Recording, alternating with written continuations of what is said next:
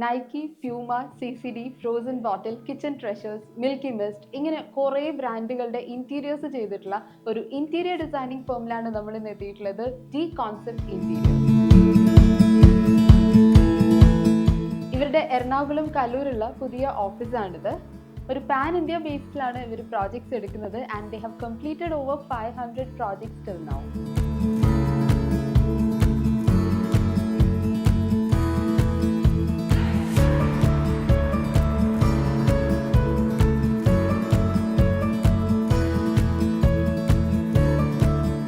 Hi, welcome to the concept. Thank you. ഇത് the കോൺസെപ്റ്റിന്റെ പുതിയ ഓഫീസാണ്. അതെ. ഞങ്ങളുടെ ഓഫീസ് നേരത്തെ കല്ലൂരായിരുന്നു. സോ റീസെൻ്റ്ലി ഒരു 3 months ബാക്കാണ് ഞങ്ങൾ പുതിയ ഓഫീസിലേക്ക് ഷിഫ്റ്റ് ചെയ്തത്. സോ ഇതാണ് ഞങ്ങളുടെ പുതിയ office. So I will introduce to my team. ഇപ്പം ഞങ്ങൾക്ക് ഡിസൈൻ ടീമുണ്ട്, അതേപോലെ തന്നെ അക്കൗണ്ട്സ് ടീം എല്ലാം. ഞങ്ങളിപ്പം പാനിൻ്റെ വർക്ക് ചെയ്യുന്നുണ്ടെങ്കിലും ഡിസൈൻസ് എല്ലാം ഇവിടെ തന്നെ നമ്മൾ ചെയ്യുന്നത്. ആൻഡ് ദി കോൺസെപ്റ്റ് ടീം എന്ന് പറയുമ്പോൾ ഇതൊരു പാർട്ട്ണർഷിപ്പ് ഫേം ആണോ? അതെ. ഞങ്ങൾ 4 പാർട്ട്നേഴ്സാണ്. സോ ഐ മൈസെൽഫ് ദീപക്, പിന്നെ എനിക്ക് 3 പാർട്ട്നേഴ്സ് ഉണ്ട്, mister Jomy, mister Manu and Noel Stanley. അപ്പോൾ എല്ലാവരും ഇവിടെ തന്നെ ഫുൾ ടൈം ഉണ്ടാവും ഇങ്ങനെയാണ്? സോ ബേസിക്കലി ഞങ്ങൾ പല സെഗ്മെൻ്റായിട്ട് നമ്മളത് ബൈഫർക്കേറ്റ് ചെയ്തിട്ടുണ്ട്.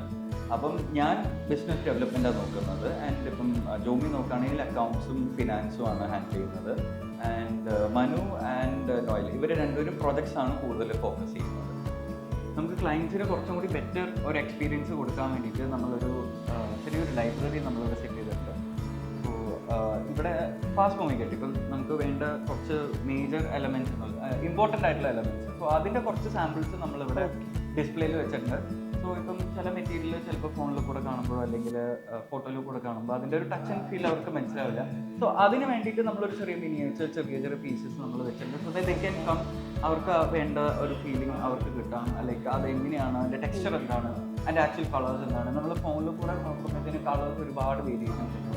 അത് പല സൈറ്റിലും നമുക്കത് ഫീഡ്ബാക്ക് കിട്ടിയിട്ടുള്ളതാണ്. സോ ഫോണിൽ കാണുമ്പോൾ ഉണ്ടാവുന്നതിനേക്കാളും കുറച്ചുകൂടെ ബെറ്റർ ഒരു എക്സ്പീരിയൻസ് കിട്ടാൻ വേണ്ടിയിട്ട് നമ്മളെല്ലാം മാക്സിമം പറ്റാവുന്ന പോലെ എല്ലാം സാമ്പിൾസ് നമ്മളിവിടെ കളക്ട് ചെയ്ത് വെച്ചിട്ട് അവർ വരുമ്പം അതിനെപ്പറ്റി കൂടുതൽ ഡീറ്റെയിൽസ് ആയിട്ട് നമ്മളത് എക്സ്പ്ലെയിൻ പറ്റും. അതെ.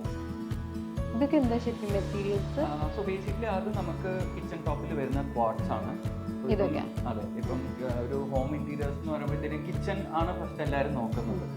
സോ അതിൻ്റെ സ്ലാബ്സിൻ്റെ ഒരു സാമ്പിൾസ് ആണ് നമ്മൾ വെച്ചേക്കുന്നത്. ഒരുപാട് വൈഡ് റേഞ്ച് ഓഫ് കളക്ഷൻസ് ഉണ്ടെങ്കിലും നമുക്ക് കുറച്ച് ലിമിറ്റേഷൻ നമുക്കുള്ളതുകൊണ്ട് കുറച്ച് ഫാസ്റ്റ് മൂവിങ് ആയിട്ടുള്ള കുറച്ച് കളേഴ്സ് ആൻഡ് അവൈലബിൾ, എപ്പോഴും സ്റ്റോക്ക് അവൈലബിൾ ആയിട്ടുള്ള കുറച്ച് സാമ്പിൾസ് ആണ് നമ്മളിവിടെ വെച്ചേക്കുന്നത്. പിന്നെ നമുക്ക് എല്ലാ ടൈപ്പ് ഓഫ് വിനിയേഴ്സ്, ലാമിനേറ്റ്സ്, അതേപോലെ തന്നെ ഫ്ലോറിങ്, പിന്നെ കാർപ്പറ്റ്സ് എല്ലാം സാമ്പിൾസ് നമ്മളിവിടെ വെച്ചിട്ടുണ്ട്. ഇതിന്റെ കാറ്റലോഗ് ആയിരിക്കും? അതെ, ഇതെല്ലാം കാറ്റലോഗ്സ് ആണ്. സോ അതെല്ലാം ഓരോ ടൈപ്പ് ഓഫ് സ്റ്റോൺസ് ഫിനിഷ് വരുന്ന കാറ്റലോഗ്സ് ആണ്. നമുക്ക് ലാമിനേറ്റ്സിന് വേണ്ടി സെപ്പറേറ്റ് വേറൊരു ഗാലറി ഉണ്ട്. സോ അവിടെ വൈഡ് റേഞ്ച് ഓഫ് കളക്ഷൻസ് ഉണ്ട്. ഇവിടെ നമുക്ക് സ്റ്റോൺസ്, അതേപോലെ തന്നെ പ്ലൈവുഡ്സ്, അങ്ങനത്തെ കുറച്ച് കളക്ഷൻസ് ആണ് നമ്മളിവിടെ വെച്ചിരിക്കുന്നത്. ഇതൊക്കെ ഇത് ആക്ച്വലി നമുക്ക് പൂളിൽ വരുന്ന സ്റ്റോൺസ് ആണ്. സ്വിമ്മിംഗ് പൂളിൽ വെക്കുന്ന സ്റ്റോൺസ് ആണ്. ഇപ്പം കുറച്ചുകൂടി ബെറ്റർ ആയിട്ട് വരുന്നുണ്ടല്ലോ. ലൈക്ക് ഇപ്പം ചെറിയ വീടാണെങ്കിലും പൂള് വേണം എന്നുള്ള കോൺസെപ്റ്റ് വരുന്ന ക്ലയൻസും ഉണ്ട്. സോ അങ്ങനെ വരുമ്പം അവർക്ക് പൂളില് അതിനെപ്പറ്റി ഡീറ്റെയിൽസ് കിട്ടാൻ വേണ്ടിയിട്ടാണ് നമ്മളത് വെച്ചിരിക്കുന്നത്. ഈ എല്ലാ കളേഴ്സിലും? അതെ. ഇപ്പം നമ്മളിപ്പം പ്രസന്റ്ലി വെച്ചേക്കുന്നതെല്ലാം റെഡിലി സ്റ്റോക്ക് ഉള്ള സാമ്പിൾസ് ആണ് നമ്മൾ വെച്ചേക്കുന്നത്. ബിക്കോസ് നമ്മളിവിടെ സ്റ്റോക്ക് ഇത് വെച്ചിട്ട് ലാസ്റ്റ് നമുക്കിനിപ്പം ആ ടൈമിൽ നമുക്ക് സ്റ്റോക്ക് ഇല്ലെങ്കിൽ ഒരു ബുദ്ധിമുട്ടാവണ്ടല്ലോ എന്ന് വെച്ചിട്ട് ഞങ്ങൾ വി കീപ് ചേഞ്ചിങ് ദിസ്. നമ്മളുടെ ഇപ്പോഴത്തെ ട്രെൻഡിനനുസരിച്ചിട്ടുള്ള മെറ്റീരിയൽസും അതേപോലെ തന്നെ നമുക്ക് സ്റ്റോക്ക് അവൈലബിൾ ആയിട്ടുള്ള മെറ്റീരിയൽസും ലൈക്ക് ഓരോ ടൈം വെച്ചിട്ട് നമ്മളിത് റിഫ്രഷ് ചെയ്യുന്നുണ്ട്.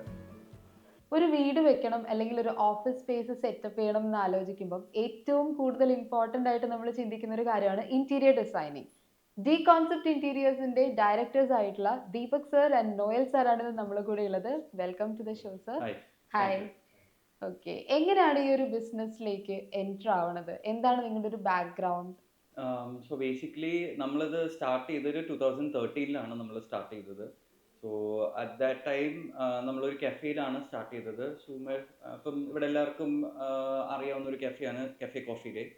സോ ബാക്ക് ഇൻ 2013 ഞങ്ങളുടെ ഫസ്റ്റ് പ്രോജക്റ്റ് എന്ന് പറയുന്നത് ലുലു മാളിൽ വെച്ചിട്ടായിരുന്നു. സോ 2013 നമ്മൾ ലുലുവിൽ തന്നെ വരുന്ന CCD ആയിരുന്നു നമ്മുടെ ഫസ്റ്റ് പ്രോജക്റ്റ്. അങ്ങനെയാണ് നമ്മൾ ലൈക്ക് ഈ ഒരു ഫീൽഡിലേക്ക് നമ്മൾ സ്റ്റാർട്ട് ചെയ്യുന്നത്. ഓക്കെ. യെസ്. അപ്പോൾ ഈ ഒരു ഇന്റീരിയർ ഡിസൈനിങ് ഫീൽഡിലേക്ക് വരുന്നതിന് മുമ്പ് നിങ്ങൾക്ക് ഇന്റീരിയർ ഡിസൈനിങ്ങുമായിട്ട് റിലേറ്റഡ് ആയിട്ടുള്ള ബാക്ക്ഗ്രൗണ്ട് ആണോ? ഇപ്പം ഹോണസ്റ്റ്ലി പറയുകയാണെങ്കിൽ ഞങ്ങൾ എല്ലാവരും പല പല ഫീൽഡാണ്. സോ നേരത്തെ ഇൻട്രൊഡ്യൂസ് ചെയ്ത പോലെ ഞങ്ങൾ 4 പാർട്ട്നേഴ്സാണ്. ആൻഡ് അതിലൊരു പാർട്ട്ണർ ആക്ച്വലി സിവിലാണ്, പക്ഷെ ബാക്കി ഞങ്ങൾ 3 പേരും ആക്ച്വലി ഒരു വേറെ തന്നെ ഡിപ്പാർട്ട്മെന്റിലാണ്. ആൻഡ് ഇത് ഒരു ഇനീഷ്യലി നമ്മൾ സ്റ്റാർട്ട് ചെയ്തപ്പം ജസ്റ്റ് ഒരു ലൈക്ക് ഒരു പാഷൻ എന്നുള്ള രീതിയിലല്ല നമ്മൾ സ്റ്റാർട്ട് ചെയ്തത്. അത് കഴിഞ്ഞ് പിന്നെ ടുവേർഡ്സ് വർക്കിലേക്ക് വന്നപ്പോഴാണ് മോർ ഇൻ ടു ഇറ്റ് ഞങ്ങൾ കൂടുതൽ പാഷനേറ്റ് ആയിട്ട് നമ്മൾ ഇത് വർക്ക് ചെയ്യാൻ നമ്മൾ തുടങ്ങിയത്. ഇപ്പം എൻ്റെ ബാക്ക്ഗ്രൗണ്ട് നോക്കുകയാണെങ്കിൽ ഞാൻ ആക്ച്വലി പൈലറ്റ് CPL കോഴ്സാണ് പഠിക്കാൻ പോയത്. നോലിൻ്റെ നോക്കുകയാണെങ്കിൽ BCA ആണ്, കമ്പ്യൂട്ടറാണ്. ആൻഡ് ജോമിയുടെ നോക്കുകയാണെങ്കിലും BCA ബാക്ക്ഗ്രൗണ്ടിലാണ്. But it is a passion which made us together. ഞങ്ങൾ ഈ പറഞ്ഞ പോലെ ഫസ്റ്റ് ഇനീഷ്യലി നമ്മൾ ജസ്റ്റ് ആസ് എ ഒരു ഇൻകം സോഴ്സ് എന്ന് മാത്രമേ നമ്മൾ നോക്കിയുള്ളൂ. ലേറ്റർ വി അണ്ടർസ്റ്റുഡ് ഈ ഒരു ഫീൽഡ് അത്രയും ഒരു വാസ്റ്റ് ഫീൽഡാണ്, ഒരുപാട് ഓപ്പർച്യൂണിറ്റീസ് ഉണ്ടെന്ന് നമ്മൾ മനസ്സിലാക്കി. അത് കഴിഞ്ഞ പിന്നെയാണ് നമ്മൾ സപ്പോർട്ട് ചെയ്യാൻ കുറേ മെൻറ്റേഴ്സ് ഉണ്ടായിരുന്നു. മെൻറ്റേഴ്സിൻ്റെ സപ്പോർട്ട് എല്ലാം കൂടിയാണ് നമ്മൾ ഒരു സ്ഥാപനം എന്നുള്ള രീതിയിൽ നമ്മൾ സ്റ്റാർട്ട് ചെയ്യാമെന്ന് വിചാരിച്ചത്. സോ അങ്ങനെ നമ്മൾ ഡി കോൺസെപ്റ്റ് എന്നുള്ള ഫേം നമ്മൾ സ്റ്റാർട്ട് ചെയ്തത്. ഇപ്പൊ നമ്മൾ ഏതൊരു ബിസിനസ് സ്റ്റാർട്ട് ചെയ്യുമ്പോഴും there will be challenges. അപ്പോൾ ആ ഒരു ഫീൽഡുമായിട്ട് ബന്ധമില്ലാതെ വരുമ്പോൾ ആ challenges will be more. Yes. ഇപ്പൊ ഞങ്ങൾ സ്റ്റാർട്ട് ചെയ്തപ്പോഴും ഞാൻ നേരത്തെ പറഞ്ഞ പോലെ നമുക്ക് കുറെ മെന്റേഴ്സ് ഉണ്ടായിരുന്നു. വിത്ത് ദെയർ ഹെൽപ്പ് ഞങ്ങൾക്ക് കുറെ കാര്യങ്ങൾ പഠിക്കാൻ പറ്റി. യെസ്, ഓഫ് കോഴ്സ് നമ്മൾ ഇനീഷ്യലി ഇതെല്ലാം നമ്മൾ സ്റ്റാർട്ട് ചെയ്യുന്നിടത്ത് ലൈക്ക് മെറ്റീരിയൽ ആയിക്കോട്ടെ അല്ലെങ്കിൽ ലൈക്ക് പ്രൊസീജിയേഴ്സ്, നമ്മളിപ്പം എന്ത് ചെയ്താലും അതിനൊരു ബേസിക് സ്ട്രക്ചർ വേണം. ഇപ്പോൾ ഒരു ബിസിനസ് എന്നുള്ള രീതിയിൽ സ്റ്റാർട്ട് ചെയ്യുമ്പോൾ അതിനൊരു സ്ട്രക്ചർ വേണം. പക്ഷെ നമ്മൾ ആ ഒരു സ്ട്രക്ചർ ഇല്ലാതെയാണ് തുടക്കത്തിൽ നമ്മൾ സ്റ്റാർട്ട് ചെയ്തത്. സോ അതിൻ്റേതായിട്ടുള്ള കുറേ ചാലഞ്ചസ് ഞങ്ങൾ ഫേസ് ചെയ്തിട്ടുണ്ട്. ഒരു പ്രോപ്പർ ഓർഗനൈസേഷൻ അല്ല. ലൈക്ക് ഇപ്പോൾ അക്കൗണ്ട്സ് ആയിക്കോട്ടെ ഡിസൈൻസ് ആയിക്കോട്ടെ എല്ലാം ലൈക്ക് ക്ലസ്റ്റേർഡ് ആയിട്ട് ഇരിക്കുന്ന ഒരു സ്ഥാപനമായിരുന്നു. ബട്ട് ദെൻ ലേറ്റർ ഞങ്ങളെല്ലാം കൂടെ കുറേ മീറ്റിംഗ്സ് ഞങ്ങൾ അറ്റൻഡ് ചെയ്തു, കുറേ ക്ലാസ്സസ് അറ്റൻഡ് ചെയ്തു. പിന്നെ നേരത്തെ പറഞ്ഞ പോലെ കുറേ മെൻറ്റേഴ്സിൻ്റെ ഹെൽപ്പോടെ കൂടിയാണ് നമ്മളൊരു കമ്പനി ഒരു ഫോർമേഷൻ. വൺസ് കമ്പനി ഫോം ചെയ്തതിന് ശേഷം നമ്മൾ അതിൽ സ്ട്രക്ചറലി കുറേ മാറ്റങ്ങൾ വരുത്തി. സോ അങ്ങനെ അതിൽ ഫസ്റ്റ് ഇപ്പം പുതിയതായിട്ട് തുടങ്ങാൻ പോകുന്നുള്ളവർക്ക് ഞങ്ങൾ ഏറ്റവും കൂടുതൽ കൊടുക്കുന്ന ഒരു അഡ്വൈസും കൂടിയാണ്, നമ്മൾ എന്ത് സ്ഥാപനം ആയിക്കോട്ടെ നമുക്ക് ഫണ്ടമെൻ്റലി അക്കൗണ്ട്സ് എന്നുള്ളത് നമ്മൾ വളരെ ഒരു ഇമ്പോർട്ടൻറ്റ് ഫീൽഡാണ്. ലൈക്ക് ഇപ്പം നമ്മൾ എല്ലാവരും സ്റ്റാർട്ടപ്പ് ചെയ്യുമ്പോഴെല്ലാവരും ആ ബിസിനസ്സിൻ്റെ ഡെവലപ്മെൻറ്റാണ് നോക്കുന്നത്. പക്ഷേ അക്കൗണ്ട്സ് എങ്ങനെ അത് ഹാൻഡിൽ ചെയ്യുന്നുള്ളത് ആർക്കും അറിയുന്നുണ്ടാവില്ല. ഞങ്ങളും ഫേസ് ചെയ്ത ഒരു വലിയൊരു ചലഞ്ച് എന്ന് പറയുന്നത് അക്കൗണ്ട്സ്. വരുന്ന കാശ് നമുക്ക് എങ്ങനെ അത് മാനേജ് ചെയ്യാം, അല്ലെങ്കിൽ അത് എങ്ങനെ യൂട്ടിലൈസ് ചെയ്യാം, എത്രത്തോളം നമുക്ക് ബിസിനസ്സിലേക്ക് എടുക്കാം, എത്രത്തോളം പേഴ്സണലി എടുക്കാം എന്നുള്ള സ്ട്രക്ചറിങ് എല്ലാം നമ്മൾ ഇനീഷ്യലി ചെയ്തില്ലായിരുന്നു. സോ ഇപ്പം ആരെങ്കിലും പുതിയതായിട്ട് ഒരു പുതിയ സ്ഥാപനം തുടങ്ങുന്നുണ്ടെങ്കിൽ പ്ലീസ് ആദ്യം ഒരു അക്കൗണ്ടിങ് സ്ട്രക്ചറാണ് ചെയ്യേണ്ടത് ഫസ്റ്റ് ഇനീഷ്യലി. ഓക്കെ, ഇനി ഞാൻ നോയൽ സാറിനോട് ചോദിക്കാം. സാർ ഇപ്പോൾ BCA ആണ് പഠിച്ചതെന്ന് പറഞ്ഞു, bachelor of computer application. BCA പഠിക്കാൻ ചേരുന്ന സമയത്ത്, ഒരു കോളേജിൽ ജോയിൻ ചെയ്യുന്ന സമയത്ത് എപ്പോഴെങ്കിലും ചിന്തിച്ചിട്ടുണ്ടോ ഞാൻ ഒരു ബിസിനസ്സിലേക്ക് എൻറ്റർ ചെയ്യണം അല്ലെങ്കിൽ ബിസിനസ് ഫീൽഡിലേക്ക് വരണമെന്നുള്ളത്? ആ ഒരു പാഷൻ ചെറുപ്പം മുതലേ ഉണ്ടായിരുന്നോ ഓർ ഇറ്റ് ഹാപ്പൻഡ്? എങ്ങനെയായിരുന്നു ആ ഒരു ജേർണി? പറഞ്ഞാൽ ഇറ്റ് ഹാപ്പൻഡ്. കാര്യം ഞങ്ങൾ ഇപ്പോൾ ദീപക് പറഞ്ഞ പോലെ ഞങ്ങൾ ആരും ഈ ഒരു പ്രൊഫഷണലായിട്ട് ഒരു ബന്ധമില്ലാത്ത ആൾക്കാരാണ്. അപ്പോൾ BCA എന്ന് പറയുന്നത് നമുക്കൊരു എഡ്യൂക്കേഷൻ ഇതായ സിസ്റ്റം വേണം എന്നുള്ള രീതിയിൽ നമ്മളൊരു കോഴ്സ് എടുത്തു, അതിന് ഗ്രാജുവേഷൻ നേടി, അത്രേ ഉള്ളൂ. ബട്ട് നമ്മൾ ബിസിനസ് തുടങ്ങണമെന്നോ, ഇപ്പോൾ എൻ്റെ ഫാമിലിയിൽ നോക്കിക്കഴിഞ്ഞാൽ എൻ്റെ ഫാദർ ആക്ച്വലി ഡ്രൈവറാണ്. അപ്പോൾ പുള്ളിക്ക് ഒരു ബിസിനസ് കോൺസെപ്റ്റ് ഇല്ല. അപ്പോൾ ആ ഒരു മെന്റാലിറ്റിയും ഓട്ടോമാറ്റിക്കലി എനിക്കും ഉണ്ടായിരുന്നില്ല. ബട്ട് സ്റ്റിൽ ഇതെല്ലാം ഒരു ടൈം എന്ന് പറയുന്ന സംഭവം ഉണ്ടല്ലോ, എല്ലാവരും വന്ന് ഗെറ്റ് ടുഗദർ ആയി എല്ലാവരും കൂടി ഒരു സ്ഥാപനം ഞങ്ങൾ സ്റ്റാർട്ട് ചെയ്തു. അങ്ങനെ വന്നൊരു ഇതിലാണ്, ഒരു പ്ലാൻഡ് അല്ല, വെൽ പ്ലാൻഡോ ഞങ്ങൾ പ്രൊഫഷണലായിട്ട് വന്നതോ ലൈക്ക് അല്ലെങ്കിൽ പ്രീവിയസ്ലി ബിസിനസ് ബാക്ക്ഗ്രൗണ്ട് വെച്ച് വന്നതല്ല. ആക്ച്വലി ദീപകിന്റെ ഫാദർ ബിസിനസ് ആണ്. ദീപകിന്റെ ഫാദർ ഫർണിച്ചർ ഷോപ്സ് ചെയ്യുന്നതാണ്. ശരിക്കും പറഞ്ഞാൽ അങ്കിളും ഞങ്ങളുടെ ഒരു മെന്ററാണ്. അങ്കിളുടെ എക്സ്പീരിയൻസ് വെച്ചിട്ടൊക്കെയാണ് ഞങ്ങളും ഈ ഒരു സ്റ്റേജിലെത്തിയത്. സ്റ്റിൽ ഇപ്പോഴും ഞങ്ങൾ എന്തെങ്കിലും കോംപ്ലിക്കേഷൻ വരുമ്പോഴും അങ്കിളിനെ അപ്രോച്ച് ചെയ്യും. ലൈക്ക് ആ രീതിയിലാണ് ഞങ്ങൾ ബിസിനസ് സ്റ്റാർട്ട് ചെയ്തത്. അപ്പം അതുകൊണ്ട് ഇതൊരു പാഷനോ ഒന്നുമല്ല. പിന്നെ ഇപ്പോൾ അത് ലൈക്ക് ഞങ്ങളൊരു പ്രൊഫഷണലാണ്. ഞങ്ങൾ 100% 7 യൂസ് പോകുന്ന രീതിയിലുള്ള ബിസിനസ്സാണ് ഞങ്ങളുടെ ഞങ്ങളുടെ ലൈക്ക് ഫ്യൂച്ചർ ഡിപ്പെൻഡ് ചെയ്യുന്നത് ഇതിലാണ്. അങ്ങനെയാണ് ഞങ്ങൾ ഇപ്പോഴത്തെ സ്റ്റാറ്റസ് നിൽക്കുന്നത്. പക്ഷെ സ്റ്റാർട്ട് ചെയ്തപ്പോൾ അങ്ങനെ ഒരു കോൺസെപ്റ്റേ ഉണ്ടായിരുന്നില്ല. ലൈക്ക് ദീപക് പറഞ്ഞ പോലെ ഒരു ഇൻകം ജനറേഷൻ, നമ്മളെ വൺസ് എല്ലാവരും ഒരു എഡ്യൂക്കേഷൻ കഴിഞ്ഞാൽ ബിസിനസ് ചെയ്യണം അല്ലെങ്കിൽ ജോലി ചെയ്യണം, ഇതിലേതെങ്കിലും ചെയ്യണം. ഞങ്ങൾ ജോലിക്ക് പോകാണ്ട് നേരെ ഞങ്ങൾ സ്വന്തമായിട്ട് സ്റ്റിൽ അവിടെ ഒരു short term goal and long term goal ഉണ്ടായിരുന്നിരിക്കാം അല്ലേ? ഒരു ലോങ് ടേം ഗോൾ എന്തായാലും നമുക്കൊരു ബിസിനസ്സിലേക്ക് സ്റ്റാർട്ട് ചെയ്ത് കഴിഞ്ഞപ്പോൾ ഞങ്ങൾക്ക് അത് പയ്യെ അതിന്റെ സ്റ്റെപ്പ് ബൈ സ്റ്റെപ്പ് പ്രോസസ്സ് വന്നു കഴിഞ്ഞപ്പോൾ ഞങ്ങൾക്ക് ഒരു ലോങ് ടൈം ഗോൾ ഉണ്ടായിരുന്നു. ലൈക്ക് ഇതിനെ കൊണ്ടുപോകണം, മാക്സിമം റീച്ചിൽ എത്തിക്കണം. അതിപ്പോൾ ഏതൊരു കമ്പനി തുടങ്ങുന്ന ഒരാളുടെയും എക്സ്പെക്ടേഷൻ ലോസ് ആവാനല്ല, അതിനെ ബിൽഡ് ചെയ്ത് ഇപ്പൊ നിൽക്കുന്നതിനേക്കാളും ഹയർ ലെവലിലോട്ട് കൊണ്ടുപോകാം. അതായിരിക്കും എല്ലാവരും എയിം വരിക. ഇൻ കേസ് എന്തെങ്കിലും പ്രശ്നങ്ങൾ വരുമ്പോൾ മാത്രമാണ് അതിൽ എന്ത് വരുന്നത്. പക്ഷെ അല്ലാത്തത്തോളം ഒരാൾ ഒരു ബിസിനസ് സ്റ്റാർട്ട് ചെയ്യുമ്പോഴുള്ള മെയിൻ ഗോൾ എന്ന് പറയുന്നത് സ്റ്റാർട്ട് ചെയ്യുന്ന സാധനം അല്ലെങ്കിൽ ബിസിനസ് എന്തും ആയിക്കോട്ടെ അത് നെക്സ്റ്റ് ലെവലിലോട്ട് കൊണ്ടുപോകാൻ നോക്കുക. അതായിരിക്കും എല്ലാവരും ചെയ്യേണ്ടത്. അത് തന്നെയാണ് ഞങ്ങളുടെ കോൺസെപ്റ്റ്. അപ്പൊ നിങ്ങളുടെ ക്ലയൻസ് ഒക്കെ നോക്കുവാണെങ്കിൽ എല്ലാം കുറെ പ്രീമിയം ക്ലയൻസ് ഉണ്ട്. അങ്ങനെയുള്ള ക്ലയൻസിലേക്കൊക്കെ എത്തി നിൽക്കുമ്പോൾ ആ ഗോൾ, നമുക്ക് ആദ്യം ഉണ്ടായിരുന്ന ഒരു ഗോൾ ഉണ്ടല്ലോ, അത് എത്രമാത്രം അച്ചീവ് ചെയ്തിട്ടുണ്ടെന്നാണ്? അങ്ങനെ ഒരു പെർസെന്റേജ് ഇല്ല. ഇപ്പൊ ഞങ്ങൾ ഇപ്പൊ നിൽക്കുന്ന സ്റ്റേബിൾ ചിലപ്പോൾ ഞങ്ങൾ ഇപ്പൊ പറഞ്ഞു കഴിഞ്ഞാൽ കുറച്ചും കൂടി ഹൈ ലെവൽ ആയിരിക്കാം. ബട്ട് നാളെ വേറൊരു ക്ലയൻസ് കുറച്ചും കൂടി അപ്രോച്ച് ചെയ്യുമ്പോൾ അതിന്റെ ഗോൾ മാറും, സ്ലാബ് മാറും. ലൈക്ക് ഇപ്പോ ഫോർ എക്സാമ്പിൾ ഇപ്പൊ ഞങ്ങളുടെ ഓഫീസ് ആദ്യം ഞങ്ങൾ സ്റ്റാർട്ട് ചെയ്ത് ബേസ് ഒരു ഓഫീസായിരുന്നു. അത് കഴിഞ്ഞ് ഞങ്ങളൊരു മീഡിയം ഓഫീസ് എടുത്തു. ഇപ്പൊ കുറച്ചും കൂടി വെൽ സ്പേഷ്യസ് ആയിട്ടുള്ള രീതിയിലാണ് ഞങ്ങൾ ചെയ്തേക്കുന്നത്. ഇനി ഒരു ഫ്യൂച്ചർ ടൈം വരുമ്പോൾ ഞങ്ങൾ കുറച്ചും കൂടി അപ്ഗ്രേഡ് ചെയ്യും. അതിൽ ഇപ്പൊ ഇരിക്കുന്നതിനേക്കാളും കുറച്ചും കൂടി അപ്ഗ്രേഡേഷൻ അതിൽ വരും. അപ്പോൾ നമ്മുടെ ലിമിറ്റ് നിൽക്കുന്നില്ല, നമ്മളത് അപ്ഗ്രേഡ് ചെയ്തുകൊണ്ടേ ഇരിക്കണം. ആ സ്ലാബ് മാറിക്കൊണ്ടിരിക്കുകയാണ്. ഇപ്പൊ ഇരിക്കുന്ന ഒരു സ്ലാബ് ഉണ്ടെങ്കിൽ അത് നെക്സ്റ്റ് ലെവലിലോട്ട് പോകുമ്പോൾ അത് കുറച്ചും കൂടി എല്ലാ രീതിയിലും, ഇപ്പോൾ നമ്മുടെ സ്റ്റാഫിന്റെ നമ്പേഴ്സ് ആയിക്കോട്ടെ, നമ്മുടെ ഓഫീസ് സ്പേസ് ആയിക്കോട്ടെ, നമ്മൾ ഡീൽ ചെയ്യുന്ന ക്ലയൻസ് ആയിക്കോട്ടെ, നമ്മൾ ചെയ്യുന്ന പ്രൊജക്ട്സ് ആയിക്കോട്ടെ, എല്ലാം അതനുസരിച്ച് ഡബിൾ മോർ ദാൻ ദാറ്റ് വരും. അപ്പൊ അത് നമുക്കൊരു സ്ലാബ് ഇല്ല. അത് ഓരോ സ്റ്റേജിലും അത് ടൈം അനുസരിച്ച് മാറിക്കൊണ്ടിരിക്കും. ഇപ്പോൾ 10 years ബാക്ക് നോക്കിക്കഴിഞ്ഞാൽ ഡി കോൺസെപ്റ്റ് എന്താണെന്നോ അതിന്റെ ഇപ്പോഴത്തെ പ്രസന്റ് സിറ്റുവേഷൻ ഞങ്ങൾക്ക് ഭയങ്കര വ്യത്യാസമുണ്ട്. അപ്പൊ അതുകൊണ്ട് അങ്ങനെ ഒരു സ്ലാബ് ഞങ്ങൾ വെച്ചിട്ടില്ല. ഇതിൽ അത് കീപ്പ് ഓൺ ഗോയിങ്, പോയിക്കൊണ്ടേയിരിക്കും. ഏതൊരു ബിസിനസ്സിലും ഏറ്റവും പ്രധാനപ്പെട്ട ഒരു കാര്യമാണ് മാർക്കറ്റിംഗ്, പരസ്യങ്ങളൊക്കെ. എങ്ങനെയാണ് നിങ്ങളുടെ ഒരു മാർക്കറ്റിംഗ് സ്ട്രാറ്റജി വരുന്നത്? മാർക്കറ്റിംഗ് എന്ന് പറയുന്നത് ബേസിക്കലി ഞങ്ങൾ മാർക്കറ്റിംഗ് അങ്ങനെ ഒരുപാട് ചെയ്തിട്ടില്ല. ഞങ്ങൾ ഇപ്പൊ നോക്കിക്കഴിഞ്ഞാൽ നിങ്ങളിപ്പോ ആഡ്സ്, കുറെ കമ്പനികളുടെ ആഡ്സ് കാണാൻ പറ്റും. കുറെ കമ്പനീസ് ഉണ്ട് ഇന്ത്യൻ റിലേറ്റഡ്, ഡി കോൺസെപ്റ്റ്, അവരുടെയൊക്കെ ആഡ്സ് നിങ്ങൾ കാണാൻ പറ്റും. പക്ഷെ ഡി കോൺസെപ്റ്റ് ആഡ്സ് കുറവാണ്, ഞങ്ങൾ ചെയ്തിട്ടില്ല. ഞങ്ങൾക്കെല്ലാം വരുന്നത്, ഞങ്ങൾ സ്റ്റാർട്ട് ചെയ്തത് MNC ആയതുകൊണ്ട് ഞങ്ങൾക്ക് MNC സർക്കിളിൽ തന്നെ ഇനഫ് പ്രൊജക്ട്സ് വരുന്നുണ്ട്. ഞങ്ങൾ അതിലാണ് കൂടുതലും ചെയ്തുകൊണ്ടിരിക്കുന്നത്. കാര്യം ഇപ്പൊ നിങ്ങളൊരു വീടായിക്കോട്ടെ, ഇതെല്ലാം ചെയ്ത് കഴിയുമ്പോൾ ലൈക്ക് ഒരു ഔട്ട്പുട്ട് നിങ്ങൾക്ക് കിട്ടുമ്പോൾ നിങ്ങൾ അത് എസ്റ്റാബ്ലിഷ് ചെയ്യും. പക്ഷെ MNC എന്ന് വെച്ചാൽ നമ്മളൊരു പ്രൊജക്ട് ചെയ്താൽ അതിന്റെ നെക്സ്റ്റ് പ്രൊജക്ട് വൈസ് ആണ് ഞങ്ങൾ ചെയ്യുന്നത്. അല്ലാണ്ട് ഞങ്ങൾ അതിൽ അഡ്വർടൈസ്മെന്റ് ഒന്നും ഞങ്ങൾ ഫോളോ അപ്പ് ചെയ്യാറില്ല. ഇൻ കേസ് ഇപ്പോൾ നോക്കിയാൽ ഞങ്ങൾ സ്റ്റാർട്ട് ചെയ്ത് കോഫി ഡേയിലാണ്. കോഫി ഡേനെ വെച്ച് ഞങ്ങൾക്കൊരു അഡ്വർടൈസ്മെന്റ് ചെയ്യാൻ പറ്റില്ല. ബിക്കോസ് ആ ബ്രാൻഡിന്റെ ഞങ്ങളാണ് ഇന്റീരിയർ ചെയ്ത് ഞങ്ങൾക്ക് അഡ്വർടൈസ്മെന്റ് അങ്ങനെ പബ്ലിക്കലി ചെയ്യാൻ പറ്റില്ല. അതുകൊണ്ട് അങ്ങനത്തെ ലിമിറ്റേഷൻസ് ഞങ്ങൾക്ക് ബ്രാൻഡ്സിലുണ്ട്. അതുകൊണ്ട് ആ ഒരു എസ്റ്റാബ്ലിഷ്മെന്റ് വെച്ച് ഞങ്ങൾ ആഡ് ചെയ്യാറില്ല. ഞങ്ങൾ ഇനി ചെയ്യുന്നതാണെങ്കിൽ ഫ്യൂച്ചർ മാർക്കറ്റിംഗ് ഇപ്പോഴത്തെ ഞങ്ങളുടെ കൾച്ചർ നോക്കിയിട്ടായിരിക്കും ഞങ്ങൾ ഓരോന്നും ചെയ്യുക. ബിക്കോസ് അത് നീഡ്ഫുൾ ആണെങ്കിൽ മാത്രം ഞങ്ങൾ അത് ചെയ്യുള്ളൂ മാർക്കറ്റിലോട്ട്. അല്ലാത്തോളം പ്രോജക്ട്സ് ഞങ്ങൾക്ക് സിമ്പിളായിട്ട് സ്മൂത്ത് ആയിട്ട് പോകാനാണ് ഞങ്ങൾക്ക് ഇഷ്ടം. ഓക്കെ, ദീപക് സാറിനോട് ചോദിക്കാം. നമ്മൾ ഒരു ബിസിനസ് സ്റ്റാർട്ട് ചെയ്യുന്ന സമയത്ത് ഒരിക്കലും ഞാൻ കോംപ്രമൈസ് ചെയ്യില്ല എന്ന് വിചാരിക്കുന്ന ഒരു സംഭവം ഉണ്ടാവും. കാരണം നമുക്ക് എല്ലാവർക്കും എത്തിക്സ് ഉണ്ടാവും. അത് വർക്ക് എത്തിക്സ് ആകുമ്പോൾ കുറച്ചും കൂടെ ഇമ്പോർട്ടൻസ് കൂടുതലായിരിക്കും. അങ്ങനെ വിചാരിച്ച ഒരു കാര്യം എന്താണ്?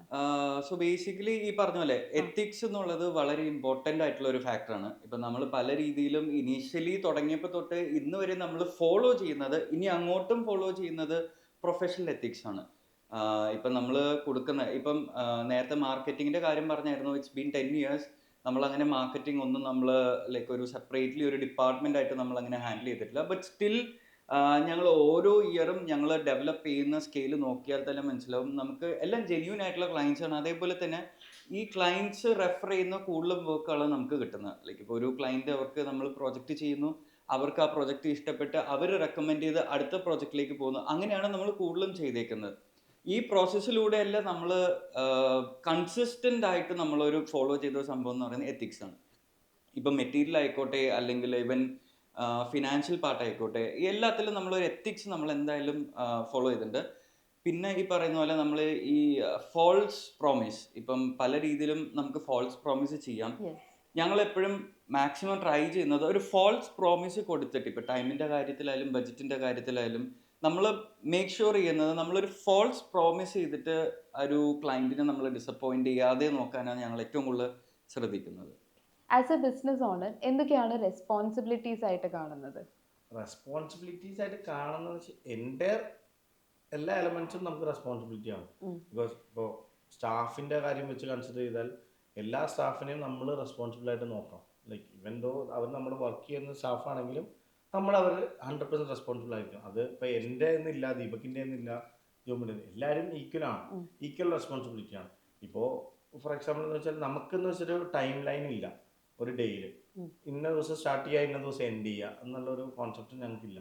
അത് ഞങ്ങൾ 24/7 അവൈലബിൾ ആയിരിക്കണം.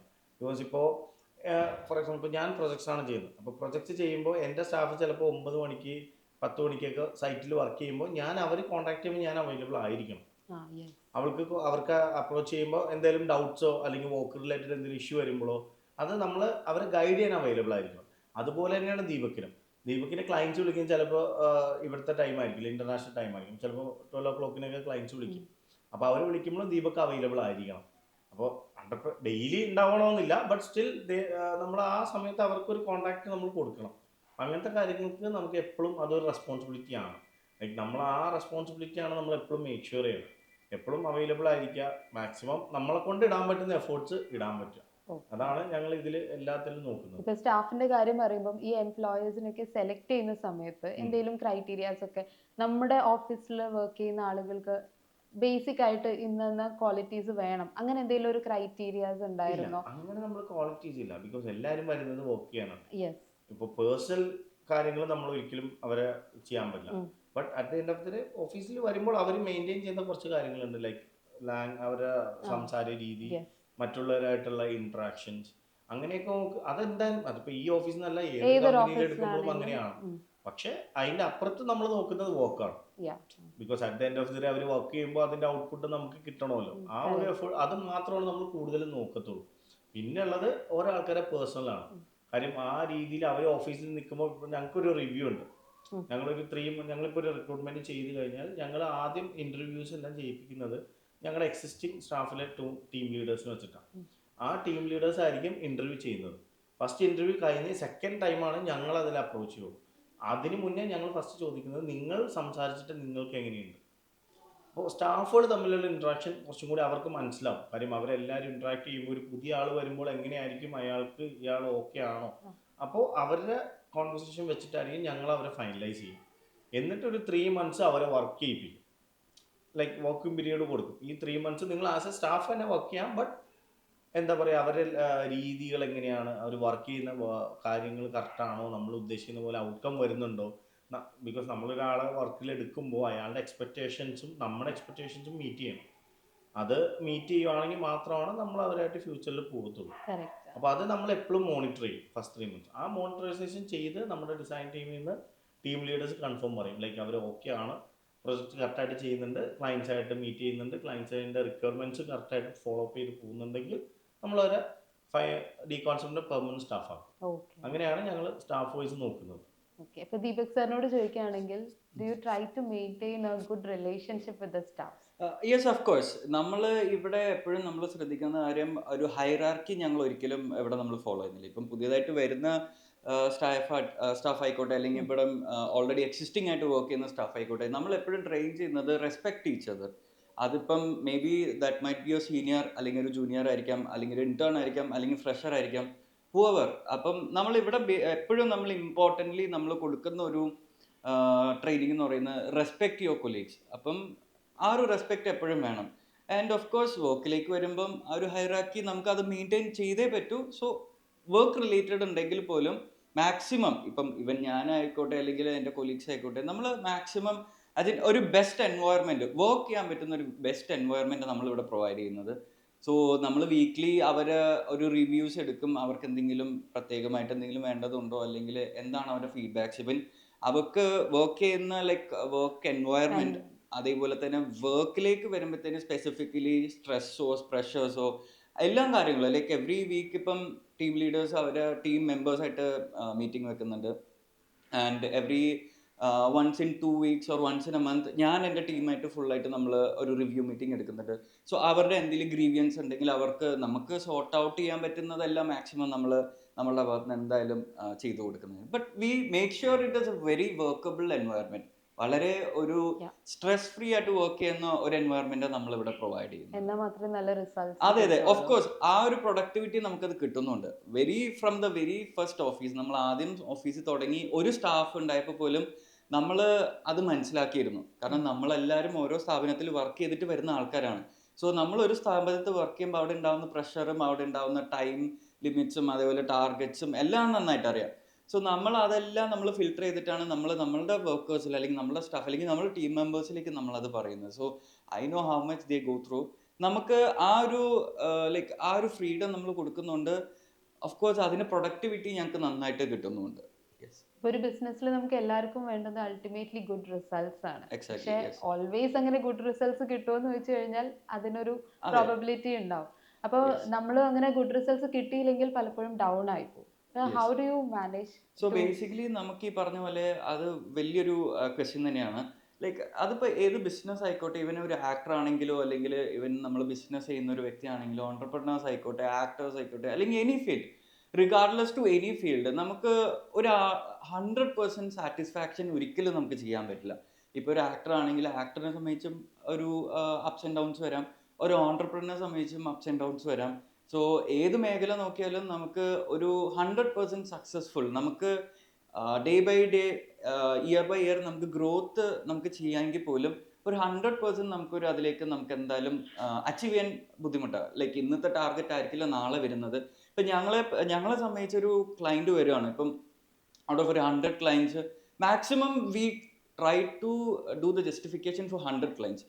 പക്ഷേ ചില ക്ലയൻറ്റ്സ് ഇപ്പം നമുക്ക് ഓരോ ക്ലയൻറ്റ്സിനും ഓരോ റിക്വയർമെൻ്റ് ആയിരിക്കും.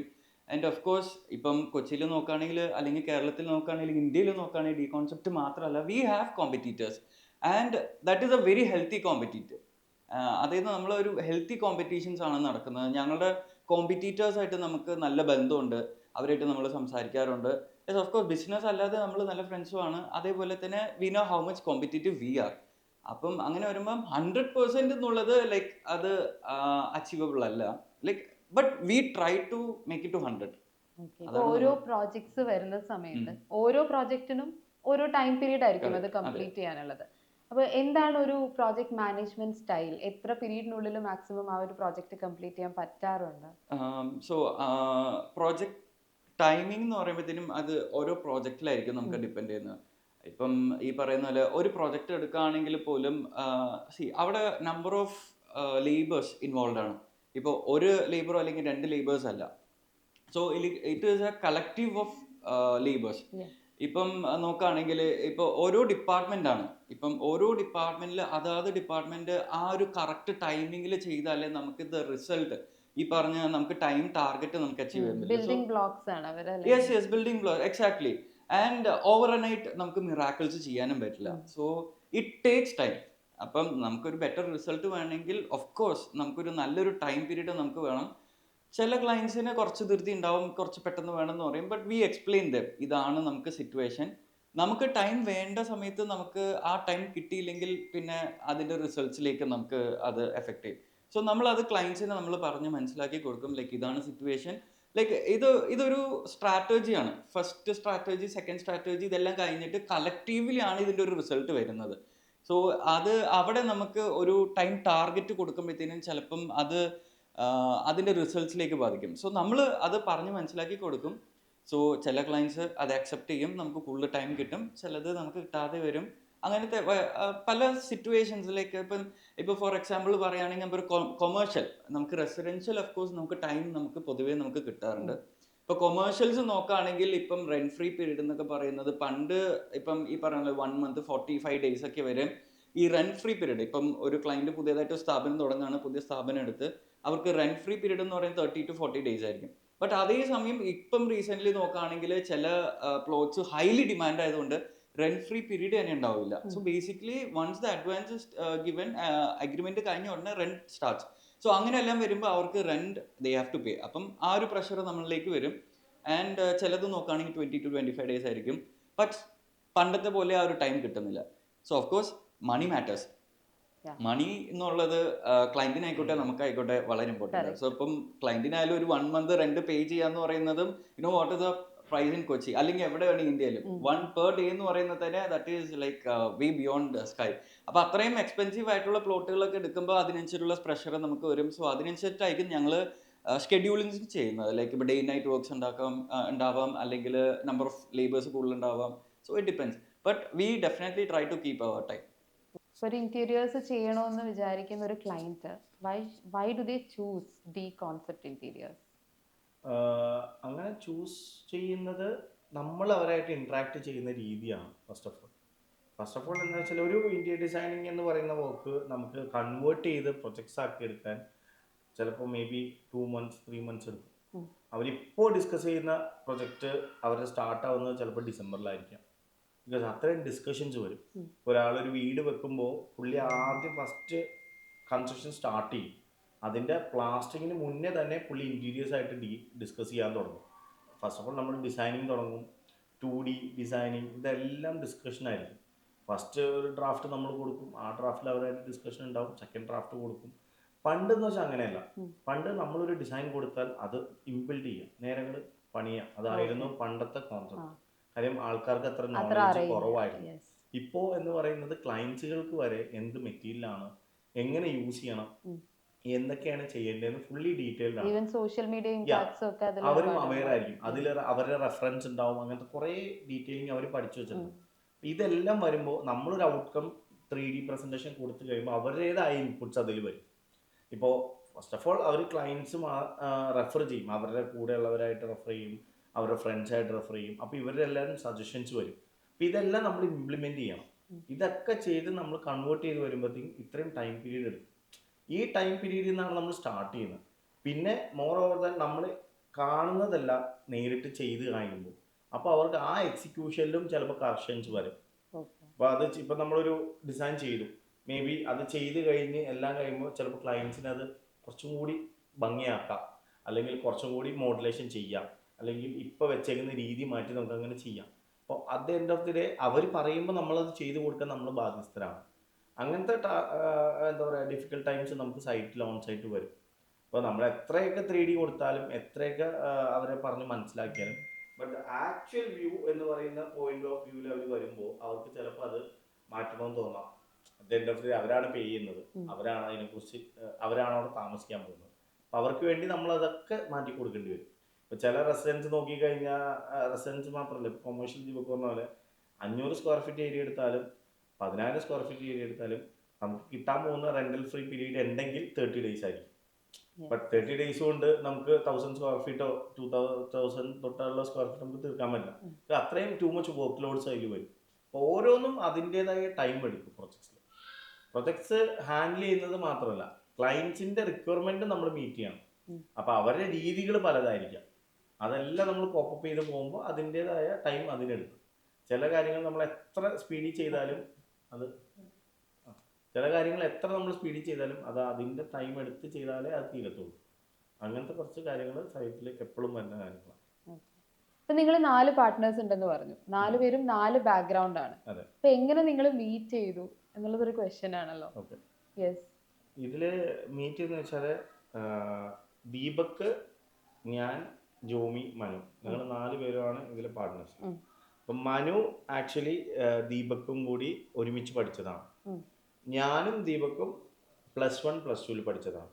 ജോമി ഞങ്ങളുടെ എല്ലാവരുടെയും ഞങ്ങളുടെ ഒരു ഫ്രണ്ട് ഉണ്ട്, ആൽഫിൻ എന്ന് പറഞ്ഞാൽ. ആൽഫിൻ്റെ കൂടെ ദീപക് പഠിച്ചതാണ്. ഈ ആൽഫിൻ്റെ ഫ്രണ്ടാണ് Jomi. Actually Jomi UK citizen ആണ്, അബ്രോഡാണ്. അപ്പം അങ്ങനെയാണ് ജോമിനെ ഞങ്ങൾ പരിചയപ്പെടുന്നത്, നാട്ടിൽ വന്നു.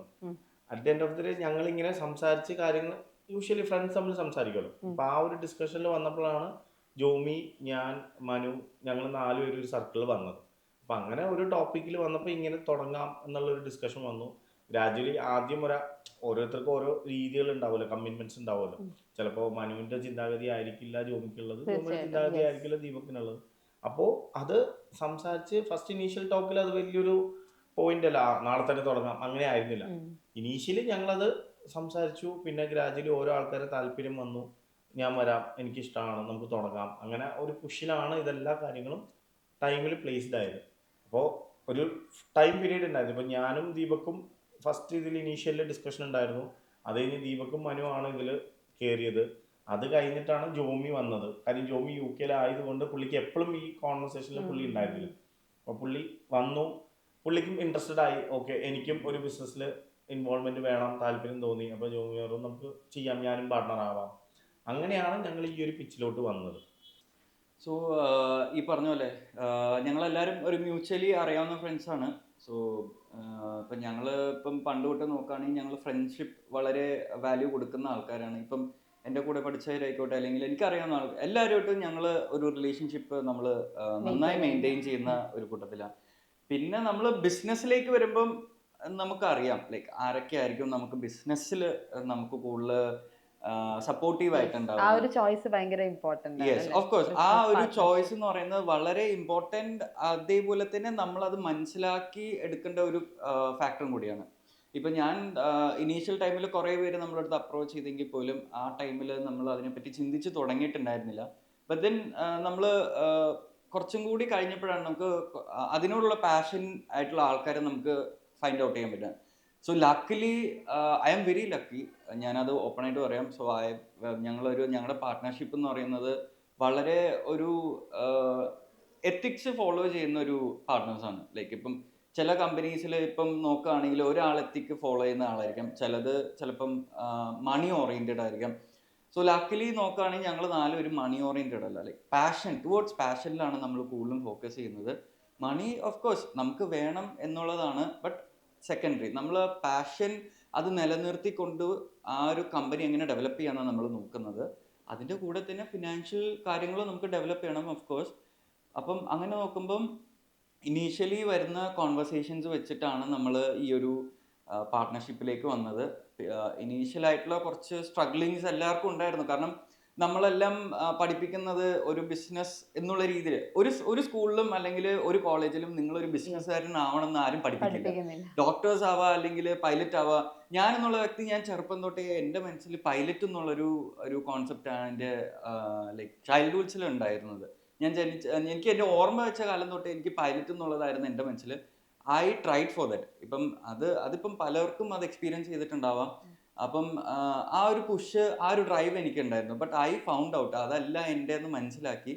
പിന്നെ ഞാൻ ഈ ഫീൽഡിലേക്ക് വന്നപ്പോൾ എനിക്ക് മനസ്സിലായ കാര്യം, യെസ്, ഇത് ആക്ച്വലി ചെറുപ്പം തൊട്ടേ എല്ലാവർക്കും ഈ ഒരു ഇത് ലൈക്ക് പഠിപ്പിച്ചു കൊടുക്കണം. ലൈക്ക് ഒരു ഓൺട്രപ്രനർ എന്ന് പറയുന്നതും ഒരു പ്രൊഫഷൻ ആണെന്നുള്ളത് അത് ഇൻസ്റ്റിറ്റ്യൂട്ടിൽ അവർ പഠിപ്പിച്ചു കൊടുക്കണം. ബിക്കോസ് അതായിരിക്കും ഒരാൾക്ക് ഇപ്പോൾ ഏറ്റവും ഇമ്പോർട്ടൻ്റ് ആയിട്ടുണ്ട്. എത്ര നാൾ ഒരാൾ ഒരു കമ്പനിയിൽ വർക്ക് ചെയ്യും, അൾട്ടിമേറ്റ്ലി അവർ ടാർഗറ്റ് ചെയ്യേണ്ട ഒരു ഓൺട്രപ്രനർ നേരത്തെ ആവാന്നുള്ളതാണ്. പറഞ്ഞ അക്കൗണ്ട്സ് മാനേജ്മെന്റിലൊക്കെ പ്രോബ്ലം വരുന്നത് ഈ യെസ്, ഓഫ് പഠിപ്പിക്കാത്തതിന്റെ കോഴ്സ്. ഒരു അതെ അതെ. ഫ്ലോ തന്നെയായിരിക്കും. നമ്മൾ ഒരു ഇൻസ്റ്റിറ്റ്യൂട്ടിലും ഒരു ഓൺട്രപ്രണർഷിപ്പ് എന്ന് പറയുന്നതിനെ പറ്റി ഒന്നും പഠിപ്പിച്ചു കൊടുക്കുന്നില്ല. ലൈക്ക് ഇപ്പോൾ ഞാൻ ഓൺട്രപ്രണർ ആവണമെന്ന് പാഷനേറ്റ് ആയാൽ പോലും അതിന്റെ ബേസ് എനിക്കറിയില്ല. ഇപ്പം ഒരു ബിടെക് കഴിഞ്ഞ ആൾക്കോ അല്ലെങ്കിൽ ബികോം കഴിഞ്ഞ ആൾക്കോ അല്ലെങ്കിൽ അക്കൗണ്ട്സിങ് കഴിഞ്ഞ ആൾക്കോ അതിന്റെ സ്ട്രക്ചേഴ്സ് അറിയാമെങ്കിൽ ഒരു പോലും അതെങ്ങനെ കംപ്ലീറ്റ്ലി ന്യൂ വേൾഡ് ആയിട്ട്. യെസ്, കംപ്ലീറ്റ്ലി ഒരു ന്യൂ വേൾഡ് ആയിട്ടായിരിക്കും അവിടെ നിൽക്കുന്നത്. അതിന്റെ കുറെ ചാലഞ്ചസ് ഞങ്ങൾ ഫേസ് ചെയ്തു.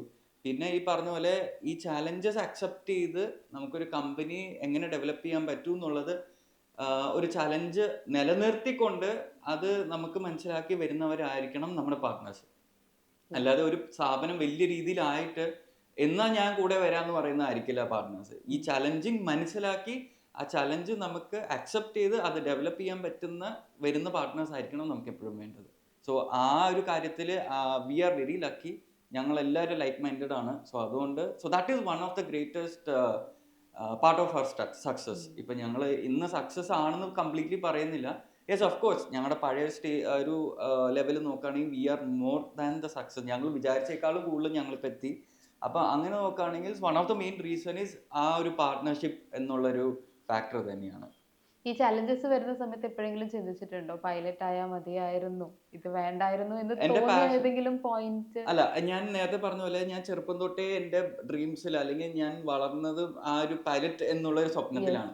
പക്ഷെ അത് എൻ്റെ സാഹചര്യങ്ങളെല്ലാം ഇപ്പം ഞാൻ പഠിക്കുന്ന സ്കൂളായിക്കോട്ടെ അല്ലെങ്കിൽ ഞാൻ എനിക്ക് luckily thanks to my parents എൻ്റെ എഡ്യൂക്കേഷൻസ് എല്ലാം നല്ല രീതിയിലാണ് ഉണ്ടായിരുന്നത്. നല്ലൊരു എഡ്യൂക്കേഷൻ തന്നെ നമുക്ക് കിട്ടിയിട്ടുണ്ട്. സോ അങ്ങനെ വന്നപ്പം ചെറുപ്പം തൊട്ടേ എൻ്റെ മനസ്സിൽ വരുന്ന ഒരു സംഭവമാണ് പൈലറ്റ് എന്നുള്ളത്. പക്ഷെ ഇപ്പം റൈറ്റ് നൗ ഒന്ന് തിരിഞ്ഞു നോക്കുകയാണെങ്കിൽ എനിക്കിപ്പം പൈലറ്റ് ആയതിനേക്കാളും ബെറ്റർ ആയിട്ട് ഒരു ഓണ്ടർപ്രണർ ആയതിൽ ഞാൻ ഹാപ്പിയാണ്. ലൈക്ക് ഇപ്പൊ പൈലറ്റ് ആണെങ്കിൽ ഓഫ് കോഴ്സ് കുറെ എക്സ്പ്ലോർ ചെയ്യാനുള്ള ഓപ്ഷൻസ് ഉണ്ട്. ബട്ട് മോർ ദാൻ ദാറ്റ് എനിക്ക് ഇവിടെ ഇരുന്ന് എനിക്ക് പല കണക്ഷൻസ് എനിക്ക് ഉണ്ടാക്കാൻ പറ്റി, പല ഒരു കമ്മ്യൂണിറ്റിയിൽ എനിക്ക് ഭാഗമാകാൻ പറ്റി. പിന്നെ ഫ്രീഡം ഓഫ് വർക്കും കൂടെ ഫ്രീഡം ഓഫ് വർക്ക് ആൻഡ് എന്തൊക്കെയാണേലും എൻഡ് ഓഫ് ദ ഡേ എൻ്റെ ഒരു ഡ്രൈവ് എന്ന് പറയുന്നത് I am able to give job. So അതാണ് എന്നെ ഡ്രൈവ് ചെയ്യുന്ന ഒരു സംഭവം. നമ്മളൊരു സ്ഥാപനം തുടങ്ങി നമ്മൾ ഒരാൾക്ക് ജോബ് ഓഫർ ചെയ്യാന്ന് പറയുന്നത് തന്നെ വലിയൊരു കാര്യമായിട്ടാണ് ഞാൻ നോക്കുന്നത്. ഓക്കെ, ഈ ചാലഞ്ചസിന്റെ കാര്യം പറയുമ്പോൾ ഒരു കംപ്ലീറ്റ്ലി ന്യൂ വേൾഡിലേക്ക് എൻ്റർ ചെയ്യുമ്പോൾ ഡെഫിനറ്റ്ലി ഒരുപാട് ചാലഞ്ചസ് ആയിരിക്കും. അപ്പൊ ഈ ഫസ്റ്റ് പ്രോജക്റ്റ് കിട്ടിയ സമയത്ത്, അതും CCD പോലൊരു CCD ആയിരുന്നല്ലോ ഫസ്റ്റ് പ്രോജക്റ്റ്, അതുപോലെ ഒരു വലിയ പ്രോജക്റ്റ് കയ്യിൽ കിട്ടുമ്പോൾ എങ്ങനെയായിരുന്നു അത് മാനേജ് ചെയ്തത്? ഈ ഒരു പ്രോജക്റ്റ് എന്ന് പറയുന്നത് like it was out of blue. അതായത് കംപ്ലീറ്റ്ലി ഞാൻ ഇങ്ങനെ ഒരു ഫീൽഡിനെ പറ്റി ചിന്തിച്ചിട്ടേ ഇല്ല. So all of A sudden എൻ്റെ അങ്കിള് CCDയിൽ ഉണ്ടായിരുന്നതാണ്. സോ അന്നേരം 2013 ആണ് ഇപ്പം CCD ലുലുവിലായിരുന്നു വരുന്നത്. സോ അങ്ങനെയുള്ളപ്പം ആ ഒരു പ്രൊജക്റ്റ് എനിക്ക് വന്നു. സോ ആ വന്ന സമയത്ത് I was not interested. Completely ഞാൻ ഒട്ടും ഇൻട്രസ്റ്റഡ് അല്ല. ഞാൻ കോളേജ് കഴിഞ്ഞ് ആ ഒരു ടൈമിലൊക്കെ നിൽക്കുന്ന ഒരു യങ് മൈൻഡ് എന്ന് പറയുന്നത് പുറത്ത് പോവുക, ഫ്രണ്ട്സായിട്ട് കറങ്ങി നടക്കുക, അങ്ങനെയൊക്കെയുള്ള ഒരു മൈൻഡ് തന്നെയായിരുന്നു. ഓഫ് കോഴ്സ് ഒരു നോർമൽ ഒരു മിഡ് ഏജ് മെൻറ്റാലിറ്റി തന്നെയായിരുന്നു എനിക്ക്. പിന്നീട് ഞാൻ പ്രൊജക്ട്സിലേക്ക് വന്നപ്പം like I was completely blank. എന്നെ സംബന്ധിച്ച് അതൊരു പുതിയൊരു ഫീൽഡാണ്. എനിക്ക് പല കാര്യങ്ങൾ പഠിക്കണം എന്നുണ്ടെങ്കിൽ പോലും അതിനുള്ളൊരു ടൈം അവിടെ ഉണ്ടായിരുന്നില്ല. എനിക്ക് ലൈക്ക് ടുഡേ ഇന്ന് വന്നു, ഇങ്ങനെ ഒരു കാര്യം പറഞ്ഞു, നാളെ തൊട്ട് ഈ പ്രൊജക്റ്റ് ടേക്ക് ഓവർ ചെയ്യണമെന്ന് പറഞ്ഞിട്ടായിരുന്നു എനിക്ക് വന്നത്. ബട്ട് ലക്കിലി എനിക്ക് അവിടെ കുറേ മെൻറ്റേഴ്സിന് കിട്ടി. ലൈക്ക് എനിക്ക് കുറേ ചാലഞ്ചസ് ഉണ്ടെങ്കിലും എനിക്ക് ഈ ഒരു ചാലഞ്ച് ഉണ്ടെന്ന് മനസ്സിലാക്കി പ്രോജക്റ്റ് തന്ന എൻ്റെ സുപ്പീരിയേഴ്സിന് ഐ താങ്ക് ദം. ബിക്കോസ് അവർക്കെല്ലാം നന്നായിട്ട് അറിയാം ദ വേ ഐ സ്പോക്ക്. അല്ലെങ്കിൽ ഞാൻ ഒരു 21 years ഞാൻ അവിടെ സംസാരിച്ചത് വെച്ച് നോക്കുകയാണെങ്കിൽ ഇന്ന് സംസാരിക്കുന്ന പോലെ അല്ല. ജസ്റ്റ് ഒരു കോളേജ് പാസ് ഔട്ട് എന്നുള്ള ഒരു പയ്യൻ സംസാരിക്കുന്ന രീതിയിലാണ് ഞാൻ അവിടെ സംസാരിച്ചത്. But they new it. നമ്മളുടെ ഇപ്പോൾ CCDയിൽ മിസ്റ്റർ JS സാർ ഉണ്ടായിരുന്നു. പുള്ളിയായിരുന്നു എനിക്ക് പ്രൊജക്റ്റ് തന്നത്. He very well new it. എനിക്ക് ഇതിനെപ്പറ്റി ഒന്നും അറിയില്ല എന്നുള്ളത് മനസ്സിലാക്കി. പുള്ളിയുടെ ഒരു സപ്പോർട്ട് എനിക്ക് നല്ല രീതിയിലുണ്ടായിരുന്നു. അതേപോലെ തന്നെ എൻ്റെ കൂടെ ഫ്രണ്ട്സ് എല്ലാവരും ഉണ്ടായിരുന്നു. പിന്നെ പേരൻസിൻ്റെ സപ്പോർട്ട് ഉണ്ടായിരുന്നു. ബട്ട് പുതിയൊരു ഫീൽഡ് ആയതുകൊണ്ട് എനിക്ക് കുറേ പഠിക്കേണ്ടി വന്നു. ആ ഒരു ഫീൽഡിനെ പറ്റി ഒരുപാട് എനിക്ക് പഠിക്കേണ്ടി വന്നു. അതുകൂടാതെ ലുലു എന്നുള്ളൊരു പ്രഷറും കൂടി ഉണ്ടായിരുന്നു. സോ അവിടുത്തെ ക്രൈറ്റീരിയാസ്, നോംസ്, അവിടെ എങ്ങനെ വർക്ക് ചെയ്യണം, അവിടെ പല രീതിയിൽ വർക്ക് ചെയ്യണം, അതെല്ലാം പഠിച്ച് ഒരുപാട് സഫർ ചെയ്തിട്ടുണ്ട്. ലൈക്ക് സഫർ അല്ല, ഞാൻ ഒരുപാട് ടൈം അതിലേക്ക് സ്പെൻഡ് ചെയ്തിട്ടുണ്ട്. യെസ്. പക്ഷെ അത് അൾട്ടിമേറ്റ്ലി ഇപ്പോൾ അതൊരു ലേണിംഗ് അതെ അതെ യെസ് ഓഫ് കോഴ്സ്. പിന്നെ ഒരു ഫണ്ണി ഫാക്ട് ആണെങ്കിൽ പോലും ലൈക്ക് നമ്മളൊരു വർക്ക് ഒരാൾക്ക് ഏൽപ്പിക്കുമ്പം ആ ഒരു ഏജിൽ പെട്ടെന്ന് ഒരാൾ വന്ന് എന്നെ സാർ എന്നൊക്കെ വിളിക്കുമ്പോൾ ഉണ്ടാവുന്ന ഒരു ഇമ്പാക്ട്. സോ അതെല്ലാമാണ് എന്നെ ആ ടൈമിലൊന്ന് ഡ്രൈവ് ചെയ്തത്. സോ ചെറിയ കാര്യമാണെങ്കിൽ പോലും അതെല്ലാം ഇറ്റ് മീൻസ് അ ലോട്ട്. ഒരു 21 years ഒരാൾ വന്നിട്ട് സാർ എന്നൊക്കെ വിളിക്കുമ്പം അത് വരാൻ ലൈക്ക് ഫ്രണ്ട്സ് ആയിരിക്കാം, നമ്മൾ അങ്ങോട്ടും ഇങ്ങോട്ടും സംസാരിക്കും. പക്ഷെ ഒരാൾ വന്ന് നമുക്കൊരു റെസ്പെക്ട് തരുമ്പം ലൈക്ക് വി ഫീൽ മോർ എന്താ പറയാ, നമ്മൾ ഹോണേർഡ് ആയിട്ട് ഫീൽ ചെയ്യുമല്ലോ. അതൊരിക്കലും നമ്മൾ 21 years ഒരു നോർമൽ ജോബിന് വരുമ്പോൾ കിട്ടില്ല. പ്രഷർ ആയിരിക്കും. അപ്പം അതെല്ലാം ആലോചിക്കുമ്പോൾ ലൈക്ക് ഞാൻ ഓർത്ത് ഓക്കെ ഈ ഒരു ഫീൽഡ് കൊള്ളാം എന്നുള്ള രീതിയിൽ അതായിരുന്നു എനിക്ക് മോർ എന്നെ മോട്ടിവേറ്റ് ചെയ്തത്. അങ്ങനെയാണ് നമ്മൾ അവിടുന്ന് സ്റ്റാർട്ട് ചെയ്തത്. കുറേ ചലഞ്ചസ് ഒക്കെ ഉണ്ടായിരുന്നു. ആ ചലഞ്ചസിൽ ഹെൽപ്പ് ചെയ്യാൻ വേണ്ടിയിട്ട് എനിക്ക് കുറേ മെന്റേഴ്സ് ഉണ്ടായിരുന്നു. What about you, sir? ആ ഫസ്റ്റ് പ്രോജക്റ്റിന്റെ ഒരു എക്സ്പീരിയൻസ് എങ്ങനെയായിരുന്നു? ഫസ്റ്റ് പ്രോജക്റ്റിന്റെ എക്സ്പീരിയൻസ് എന്ന് പറയുന്നത് ഞാൻ ആദ്യമായിട്ട് സൈറ്റിൽ ചെല്ലുമ്പോൾ ദീപകിൻ്റെ കൂടെ. അപ്പോൾ പറഞ്ഞു തന്നാൽ ഒരു മെഷർമെൻറ്റ് ടേപ്പ് മെഷറിംഗ് ആണ് നമ്മുടെ സൈറ്റിൻ്റെ ഫസ്റ്റ് ഫാക്ടർ. ഒരു സൈറ്റ് എടുക്കുമ്പോൾ അതിൽ ഫസ്റ്റ് ലെങ്ത്, ബ്രെഡ്ത്ത് കാര്യങ്ങളെല്ലാം മെഷർമെൻറ്റ്സ് പ്രോപ്പറാണ്. അപ്പോൾ എനിക്കൊരു ടേപ്പ് എടുത്താൽ ആ ടേപ്പിൻ്റെ മെഷർമെൻറ്റ്സ് എന്താണ്, അതായത് ടേപ്പിൽ എന്താണെന്ന് പോലും എനിക്കറിയില്ലായിരുന്നു. ആ ഒരു ഫസ്റ്റ് മൊമെൻ്റ് എനിക്ക് ഇപ്പോൾ ഓർമ്മയുണ്ട്. ഞാൻ ദീപകിനോടാണ് ചോദിച്ചത്. ലൈക്ക് ദീപക്കാണ് എനിക്ക് ഇൻറ്റീരിയർ എന്താണെന്ന് ആക്ച്വലി പറഞ്ഞു തന്നത്, ഗൈഡ് ചെയ്യുന്നത്. ഇതാണ് മെഷർമെൻറ്റ് ടേപ്പ്, ഇതാണ് മെറ്റീരിയൽ, ഇതാണ് ഇങ്ങനെയാണ് ചെയ്യേണ്ടത് എന്നുള്ള എൻ്റെ ഫസ്റ്റ് പ്രൊജക്റ്റ് ലൈക്ക് ലേണിംഗ് ആയിരുന്നു. ലൈക്ക് എല്ലാവരും പഠിക്കുന്ന പോലെ തന്നെ എല്ലാവരും എങ്ങനെയാണോ സൈറ്റിൽ വരുമ്പോൾ ഫസ്റ്റ് എക്സ്പീരിയൻസ് അതായിരുന്നു എനിക്ക് ദീപകിൻ്റെ ഇത് കിട്ടിയത്. ദീപക്കാണ് ഫസ്റ്റ് എന്നെ ട്രെയിൻ ചെയ്തത്. ബിക്കോസ് എനിക്ക് അറിയില്ല, ദീപകിന് എന്നെക്കാളും നല്ല രീതിയിൽ വർക്കിനെ കുറിച്ച് അറിയായിരുന്നു. നിങ്ങൾ പാർട്ട്നേഴ്സിന്റെ അപ്പുറം ഒരു മെന്റർഷിപ്പ് ഞങ്ങൾ പരസ്പരം അങ്ങോട്ടുണ്ട്. ഇപ്പോൾ എനിക്ക് കുറെ കാര്യങ്ങൾ അറിയില്ലാത്തത് ഫസ്റ്റ് ഇനീഷ്യലി എല്ലാം പറഞ്ഞത് ദീപക്കായിരുന്നു.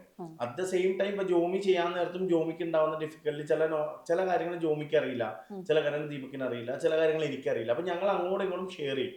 ലൈക്ക് ഞങ്ങൾ പരസ്പരം ഗൈഡ് ചെയ്യും, ഇതാണ് ഇങ്ങനെയാണ് അത്. അപ്പൊ ഇനീഷ്യലി എനിക്ക് അറിയില്ലാത്ത പല കാര്യങ്ങളും ലൈക്ക് ഫസ്റ്റ് സ്റ്റെപ്പ് നമ്മൾ എ എന്ന് ആൽഫബറ്റ് എഴുതുന്ന എ പോലും നമ്മൾ ആദ്യം ഒരാൾ പഠിപ്പിച്ചു തന്നു, അല്ലാണ്ട് ഒരു ആൽഫബറ്റ് നമുക്ക് അറിയില്ല. അതേപോലെ ആയിരുന്നു ഫസ്റ്റ് ഇനീഷ്യലി എനിക്ക് ഉണ്ടായിരുന്ന എക്സ്പീരിയൻസ്.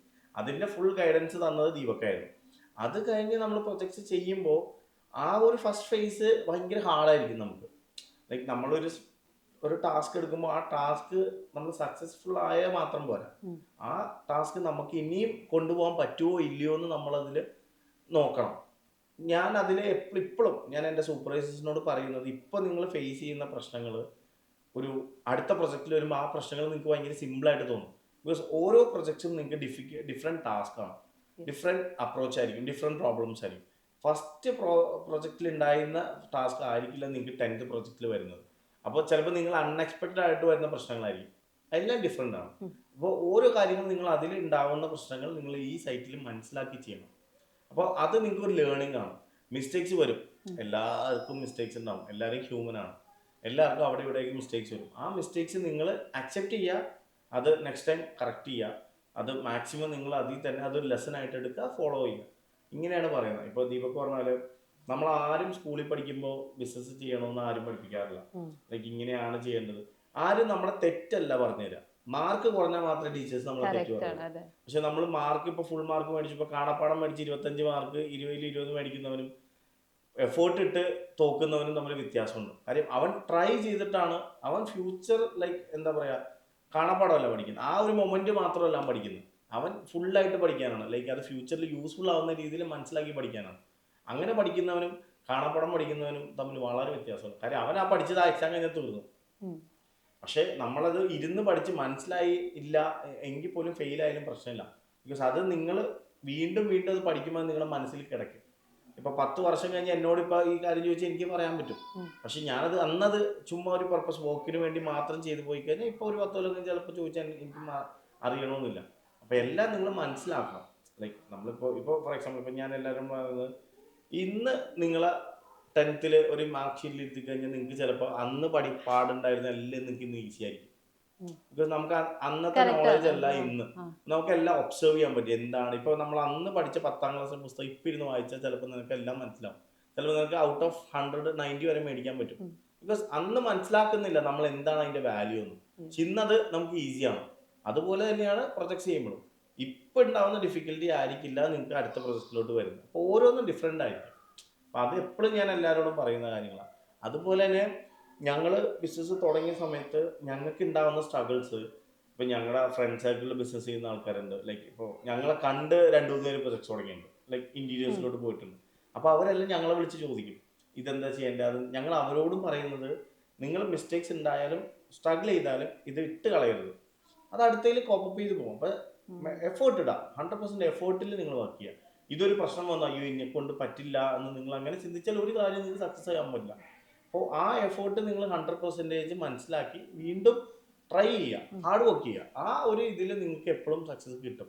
അപ്പോൾ അവർക്കും ഞങ്ങൾ മോട്ടിവേറ്റ് ചെയ്യണം. അങ്ങനെയാണ്, ഇട്ട് കളയരുത്. ഇപ്പോൾ ഞങ്ങൾക്കും ഇതേപോലെ അപ്സും വന്നിട്ടുണ്ട്, ഡൗൺസും വന്നിട്ടുണ്ട്.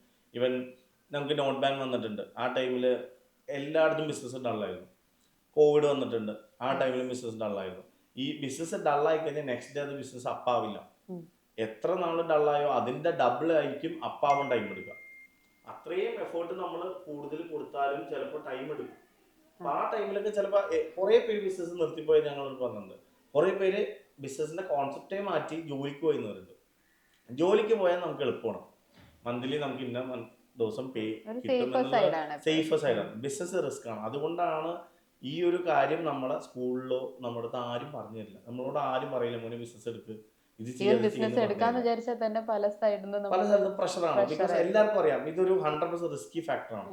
അതില് സക്സസ് ആവാം, സക്സസ് ആവില്ല. പക്ഷെ ആരും നമുക്ക് സക്സസ് ആവാത്ത സജസ്റ്റ് ചെയ്യില്ല.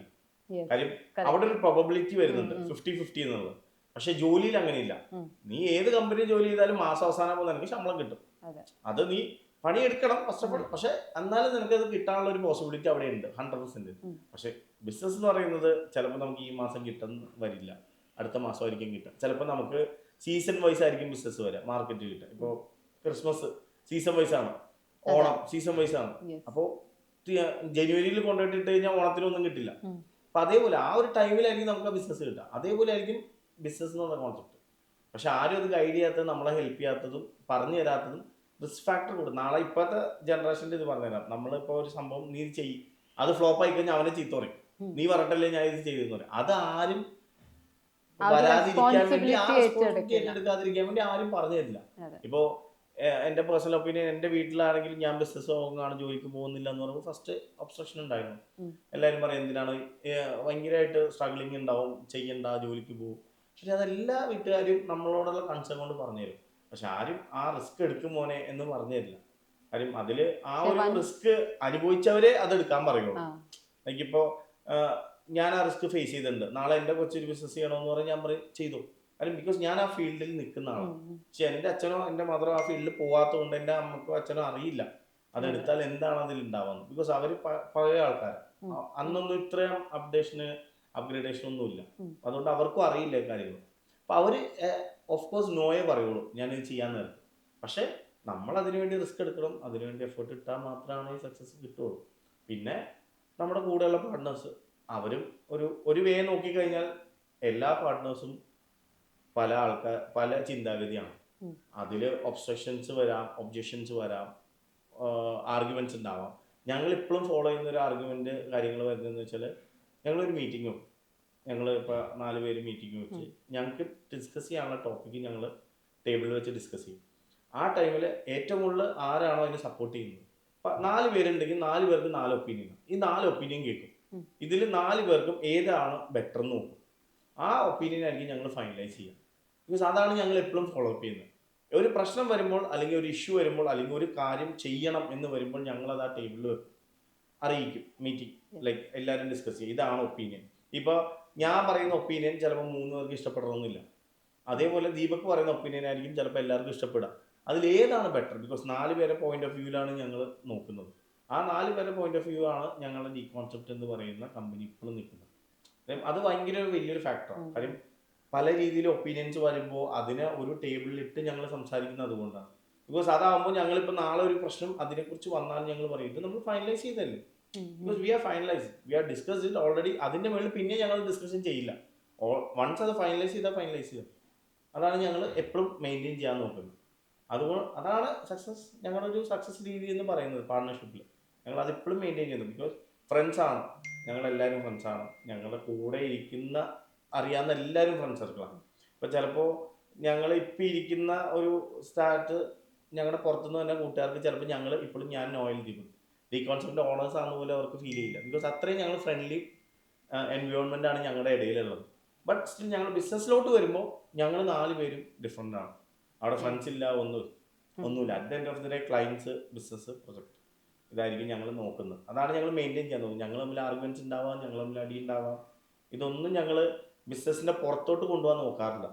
പക്ഷെ പോയാൽ തന്നെ അത് എങ്ങനെ ഞങ്ങൾ അതിനെ ടാക്കിൾ ചെയ്യുന്നത് ആ രീതി ഞങ്ങളുടെ സർക്കിളിലാണ്. ആ ഒരു സർക്കിൾ പോകുന്നതുകൊണ്ട് ഞങ്ങൾക്ക് ഇപ്പോഴും ആ ഒരു റിലേഷൻ നല്ല രീതിയിൽ കൊണ്ടുപോകാൻ പറ്റുന്നുണ്ട്. ഇവൻ എൻ്റെ വൈഫാണെങ്കിലും ജോമിയുടെ വൈഫാണെങ്കിലും ഇവർ ദീപക്കും മനും മാരീഡ് അല്ല. ഞങ്ങളത് മെയിൻറ്റെയിൻ ചെയ്യുന്നുണ്ട്. ബിക്കോസ് വൈഫ് കഴിഞ്ഞാൽ, ഫാമിലി ആയിക്കഴിഞ്ഞാൽ അവരെ ഇൻവോൾവ്മെൻറ്റ് ബിസിനസ്സിലോട്ട് വരാതിരിക്കാൻ ഞങ്ങൾ എപ്പോഴും ശ്രദ്ധിക്കാറുണ്ട്. ബിക്കോസ് അത് എപ്പോഴും പാർട്ട്ണർഷിപ്പിൽ പോകുമ്പോൾ അത് ഭയങ്കര ഒരു പോയിന്റാണ്. ബിക്കോസ് അത് വന്നു കഴിഞ്ഞാൽ ബുദ്ധിമുട്ടാവുമ്പോൾ അതുകൂടെ ഞങ്ങൾ കൺസിഡർ ചെയ്താണ് ഞങ്ങൾ നോക്കുന്നത്. ബിക്കോസ് അവർക്കും അറിയാം ഞങ്ങളുടെ ബിസിനസ്, ഇതൊരു ബണ്ണം ബട്ടറാണ്. അപ്പോൾ അതനുസരിച്ചുള്ള രീതിയിലാണ് ഞങ്ങളുടെ പാർട്ട്നേഴ്സും ഞങ്ങളുടെ കൂടെ നിൽക്കുന്നത്. അവർക്കും അറിയാം ഞങ്ങൾ എന്താണ് എഫേർട്ട് ഇടുന്നത്, ഈ വർക്ക് എങ്ങനെയാണ് കൊണ്ടുപോകുന്നത്. അപ്പോൾ അതുകൊണ്ട് ആ രീതിയിലാണ് അവരും ഞങ്ങളുടെ നിൽക്കുന്നത്. എല്ലാം ഒരു അണ്ടർസ്റ്റാൻഡബിൾ ആണ്. ആ രീതിയിലാണ് ഞങ്ങൾ ഇപ്പോഴും ഈ ഒരു കമ്പനി കൊണ്ട്. ഇത്രയും നേരം പറഞ്ഞത് എനിക്ക് മനസ്സിലായത്, നിങ്ങൾ 4 friends at A very young age തുടങ്ങിയിട്ടുള്ള ഒരു ബിസിനസ് അതെപ്പോഴും ബെറ്റർ ആക്കുകയും വേണം. അറ്റ് ദ സെയിം ടൈം ആ ഫ്രണ്ട്ഷിപ്പിനും ഒരു കുഴപ്പവും ഈ ബിസിനസ് കൊണ്ട് വരരുത്. അതിന് വേണ്ടിയിട്ടുള്ള കുറേ എഫേർട്ട് നിങ്ങളുടെ സൈഡിൽ നിങ്ങൾ എടുക്കുന്നുണ്ട്. ആൻഡ് അതൊരു സക്സസ്ഫുൾ ആയിട്ട് റൺ ആവുന്നുണ്ട്. സോ ഇൻ ദാറ്റ് കേസ് ഇനിയിപ്പം ഒരുപാട് ഫ്രണ്ട്സ് ഓൾറെഡി പ്ലാൻ ചെയ്യുന്നുണ്ടാവും നെക്സ്റ്റ് ജനറേഷനിൽ എങ്ങനെ ഒരു ബിസിനസ് തുടങ്ങാം, നമുക്ക് അത് ചെയ്യാം, ഇത് ചെയ്യാം എന്നൊക്കെ. അപ്പോൾ അവർക്ക് നിങ്ങൾക്ക് കൊടുക്കാനുള്ള ഒരു അഡ്വൈസ് അല്ലെങ്കിൽ ഒരു സജഷൻ എന്താണ്? നമ്മൾ നേരത്തെ നോല് പറഞ്ഞ പോലെ പാർട്ട്ണർഷിപ്പാണ് അതിൻ്റെ ഒരു ബേസിക് ഒരു ഫൗണ്ടേഷൻ എന്ന് പറയുന്നത്. സോ ഇപ്പം നമ്മൾ യൂഷ്വലി കോളേജിലെല്ലാം പഠിക്കാൻ നേരത്ത് പൊതുവേ പറയുന്ന ഒരു കാര്യമാണ് നമുക്കൊരു ടീ ഷോപ്പ് ഇടാന്നുള്ളത്. യെസ്, ഞങ്ങൾ അതും ട്രൈ ചെയ്തിട്ടുണ്ട്. നമ്മളുടെ ഒരു തുടക്ക സമയത്ത് ഈ പറയുന്ന പോലെ നമ്മൾ കോളേജ് ടൈമിൽ ഇപ്പം പലരും ഇത് കണ്ടുകൊണ്ടിരിക്കുന്ന പലരും അങ്ങനെ ചിന്തിക്കുന്നുണ്ടാവും, പാർട്ട്ണർഷിപ്പിൽ എന്തെങ്കിലും തുടങ്ങാന്നുള്ളത്. യെസ്, ഓഫ് കോഴ്സ് ഞങ്ങൾ അതും ട്രൈ ചെയ്തിട്ടുണ്ട്. അതും കൂടാതെ വേറെ പല കാര്യങ്ങളും ട്രൈ ചെയ്ത് മീൻസ് ടീ ഷോപ്പ് തുടങ്ങിയിട്ടുണ്ടോ? അതെ, ഞങ്ങൾ ടീ ഷോപ്പ് ലുലുയുടെ ഓപ്പോസിറ്റ് തന്നെ ഞങ്ങള് ടീ ടീ എന്ന് പറയുന്നത് കുറച്ച് ആയുർവേദിക്, അന്നേരം കുറച്ച് യൂണീക്ക് ആയിട്ടുള്ള ഒരു സംഭവം ഞങ്ങൾ സ്റ്റാർട്ട് ചെയ്തത്. അറിയായിരുന്നു ഓഫ് കോഴ്സ് ഫെയിലിയർ ആയിരിക്കാം, അത് മനസ്സിലാക്കി തന്നെ ഞങ്ങളത് സ്റ്റാർട്ട് നിങ്ങൾ ചെയ്തത്. 4 പേരും തന്നെ? അതെ, ഞങ്ങൾ 4 പേര് തന്നെ ഞങ്ങൾ സ്റ്റാർട്ട് ചെയ്ത് പഠിക്കാൻ വേണ്ടിയിട്ട്. സോ അതില് ഞങ്ങളൊരു ഫെയിലിയർ നമ്മൾ എക്സ്പെക്ട് ചെയ്തിട്ടാണ് നമ്മൾ, പക്ഷെ എല്ലാ പാർട്ട്നേഴ്സ് ഇപ്പൊ ചിന്തിക്കുന്ന എല്ലാവരും അതേപോലെ തന്നെ ആയിരിക്കണം ചിന്തിക്കണം എന്നില്ല. ഒരു ഫെയിലിയർ വരുമ്പോൾ ഒരു പാർട്ട്ണർ പോകാനുള്ള ചാൻസസ് ഉണ്ട്. സോ ബേസിക് ആയിട്ട് നമ്മൾ പറയുന്ന കാര്യം എന്ന് വെച്ചാൽ, ഈ നമ്മൾ എന്തെങ്കിലും ചെയ്യുന്നുണ്ടെങ്കിൽ അതിനെപ്പറ്റി നന്നായിട്ട് പഠിക്കാം. നമുക്കിപ്പോൾ പല രീതിയിലും ഈ പറഞ്ഞ പോലെ സോഷ്യൽ മീഡിയാസിൽ അല്ലെങ്കിൽ ഈ പറഞ്ഞ പോലെ ഗൂഗിളിലായിട്ട് നമുക്ക് സെർച്ച് ചെയ്യാം. ഈ സ്ഥാപനം ഇതേപോലെ വേറെ സ്ഥാപനം നടത്തുന്നവരുണ്ടെങ്കിൽ അവരോട് കൂടുതൽ അഡ്വൈസസ് ചോദിക്കാം.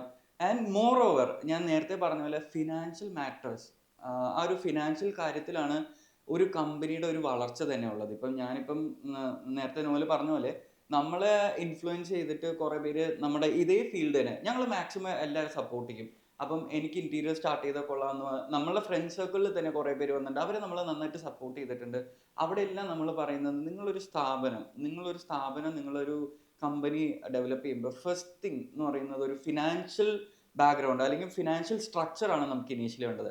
ആൾക്കാരെല്ലാം ബിസിനസ് തുടങ്ങും, ഫിനാൻഷ്യൽ ഫണ്ട് വരുന്നത് പല രീതിയിൽ യൂട്ടിലൈസ് ചെയ്യും. പക്ഷെ അങ്ങനെ പാടില്ല. നമ്മൾ ഫസ്റ്റ് തിങ്, നമ്മളൊരു മാർക്കറ്റിങ്ങോ അല്ലെങ്കിൽ നമ്മളൊരു ബ്രാൻഡിങ്ങോ ഇതിനൊക്കെ മുന്നേയായിട്ട് നമുക്ക് ഫണ്ടമെന്റലായിട്ട് നമുക്ക് വേണ്ടത് ഫിനാൻഷ്യൽ സ്ട്രാറ്റജി ആയിരിക്കണം. നമുക്ക് വരുന്ന ഫണ്ട് എങ്ങനെ അത് യൂട്ടിലൈസ് ചെയ്യാം. ആൻഡ് ഓഫ് കോഴ്സ് ഞാൻ പറയുന്നത് ഇപ്പോൾ പാർട്ട്ണർഷിപ്പ് ഫേമിൽ വർക്ക് ചെയ്യുന്നവരായിക്കോട്ടെ, പ്രൊപ്പറേറ്റർഷിപ്പിൽ വർക്ക് ചെയ്യുന്നവരായിക്കോട്ടെ, സ്വന്തമായിട്ട് തനിയെ തുടങ്ങുന്നവരായിട്ട്, നമ്മൾ ഫസ്റ്റ് സജഷൻ അല്ലെങ്കിൽ ഫസ്റ്റ് കാര്യം എന്ന് പറയുന്നത് ടേക്ക് സാലറി. അതായത് നിങ്ങളൊരു സ്ഥാപനം തുടങ്ങുമ്പം നിങ്ങൾ അവിടെ വർക്ക് ചെയ്യുന്ന ഒരു എംപ്ലോയി ആണ്. മേ ബി നിങ്ങളൊരു CEO ആയിരിക്കാം, നിങ്ങളൊരു ഫൗണ്ടർ ആയിരിക്കാം, റിഗാർഡ്ലെസ് നിങ്ങൾ എന്തും ആയിക്കോട്ടെ, അത് നിങ്ങൾ മാറ്റി വെക്കാം. നിങ്ങൾ സൊസൈറ്റി കാണുമ്പം society let them tell you that is your owner, അവരങ്ങനെ പറഞ്ഞോട്ടെ. ബട്ട് ഉള്ളിലേക്ക് വരുമ്പം you are an employee for a company. അത് നിങ്ങളുടെ ഓൺ കമ്പനി ആയിക്കോട്ടെ, you are an employee for your company. Take salary no matter what is the situation. കടം മേടിച്ചിട്ടായാലും നിങ്ങൾ നിങ്ങളുടെ സാലറി എടുക്കുക. എന്നാൽ മാത്രമേ നമുക്കത് മുന്നോട്ട് കൊണ്ടുപോകാൻ പറ്റുള്ളൂ. നമ്മുടെ സ്വന്തം സ്ഥാപനമാണ്, കാശില്ല, നമ്മളതിൽ സാലറി എടുക്കാൻ കാശില്ലെങ്കിൽ നാളെ നമ്മൾ ഒരു 5 or 10 സ്റ്റാഫിനെ എടുത്തിട്ട് അവർക്ക് സാലറി കൊടുക്കാൻ പറ്റിയില്ലെങ്കിൽ ആ സ്ഥാപനത്തിൻ്റെ ഒരു തകർച്ച അവിടെ നിന്ന് നമുക്ക് കാണാൻ തുടങ്ങാം. അപ്പം നമ്മൾ എല്ലാവരുടെ അടുത്തും സജസ്റ്റ് ചെയ്യുന്ന കാര്യമാണ് ടേക്ക് സാലറി. നിങ്ങളൊരു എംപ്ലോയറായിട്ട് കാണാം, നിങ്ങൾ സാലറി എടുക്കുക, ഫിക്സ് അപ്പ് എ ഡെസിഗ്നേഷൻ. നിങ്ങൾ എന്താണ് ചെയ്യാൻ ഉദ്ദേശിക്കുന്നത് ആ ഡെസിഗ്നേഷൻ എടുക്കുക. ആൻഡ് മാനേജ്മെൻറ്റ് സ്കിൽ, അത് അടുത്ത ഡെവലപ്മെൻറ്റ് സ്റ്റേജിലേക്ക് വരുമ്പോൾ മാനേജ്മെൻറ്റ് സ്കിൽസ് ആണ് നമുക്ക് വേണ്ടത്. വൺസ് മാനേജ്മെൻറ്റ് സ്കില്ല് നമ്മളൊന്ന് പ്രോപ്പറായിട്ട് സ്റ്റഡി ചെയ്തതിന് ശേഷം ഡെലിഗേഷൻ. നമ്മൾ ഒരു വ്യക്തിയിൽ നിന്ന് ഒരാൾക്ക് എല്ലാത്തിലും എത്തിപ്പെടാൻ പറ്റില്ല. ഇപ്പം നമ്മളിപ്പം ഞങ്ങളുടെ ഇൻറ്റീരിയർ ഫീൽഡ് നോക്കുകയാണെങ്കിൽ ഡിസൈനിങ് ഉണ്ടാവും, മെഷർമെൻറ്റ്സ് ഉണ്ടാവും, സൈറ്റ് വാലിഡേഷൻസ് ഉണ്ടാവും, പ്രോജക്ട്സ് ഉണ്ടാവും, അതുപോലെ തന്നെ QC QY അങ്ങനെ എല്ലാം ഉണ്ട്. കുറേ ഡിപ്പാർട്ട്മെൻറ്റ് നമുക്കുണ്ട്. സോ നമ്മളും ചെയ്തതെന്ന് വെച്ചാൽ ഓരോ ഡിപ്പാർട്ട്മെൻറ്റ് നമ്മൾ ഡെലിഗേറ്റ് ചെയ്തു. ഞാനിപ്പം ബിസിനസ് ഡെവലപ്മെൻറ്റ് എന്നുള്ളൊരു ഹെഡാണ് ഞാൻ ചെയ്യുന്നത്. നോയിൽ നോക്കുകയാണെങ്കിൽ പ്രോജക്ട്സ് ആണ്, ജോമി അക്കൗണ്ട്സ് ആൻഡ് ഫിനാൻസ് ആണ്, മനും പ്രോജക്ട്സ് ആണ് നോക്കുന്നത്. സോ ഈ ഒരു ഡെലിഗേഷനിലൂടെ എനിക്ക് എൻ്റെ പാർട്ട് ഓഫ് ജോബ് എനിക്ക് മൈക്രോ മാനേജ്മെൻറ്റിലേക്ക് എടുക്കാം, നോയിലിൻ്റെ രീതിയിൽ എടുക്കാം.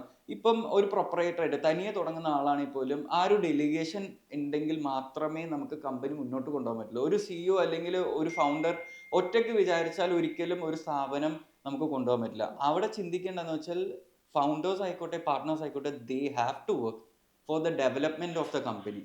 ബാക്കിയെല്ലാം എന്ന് പറയുന്നത് they have to give it to their team.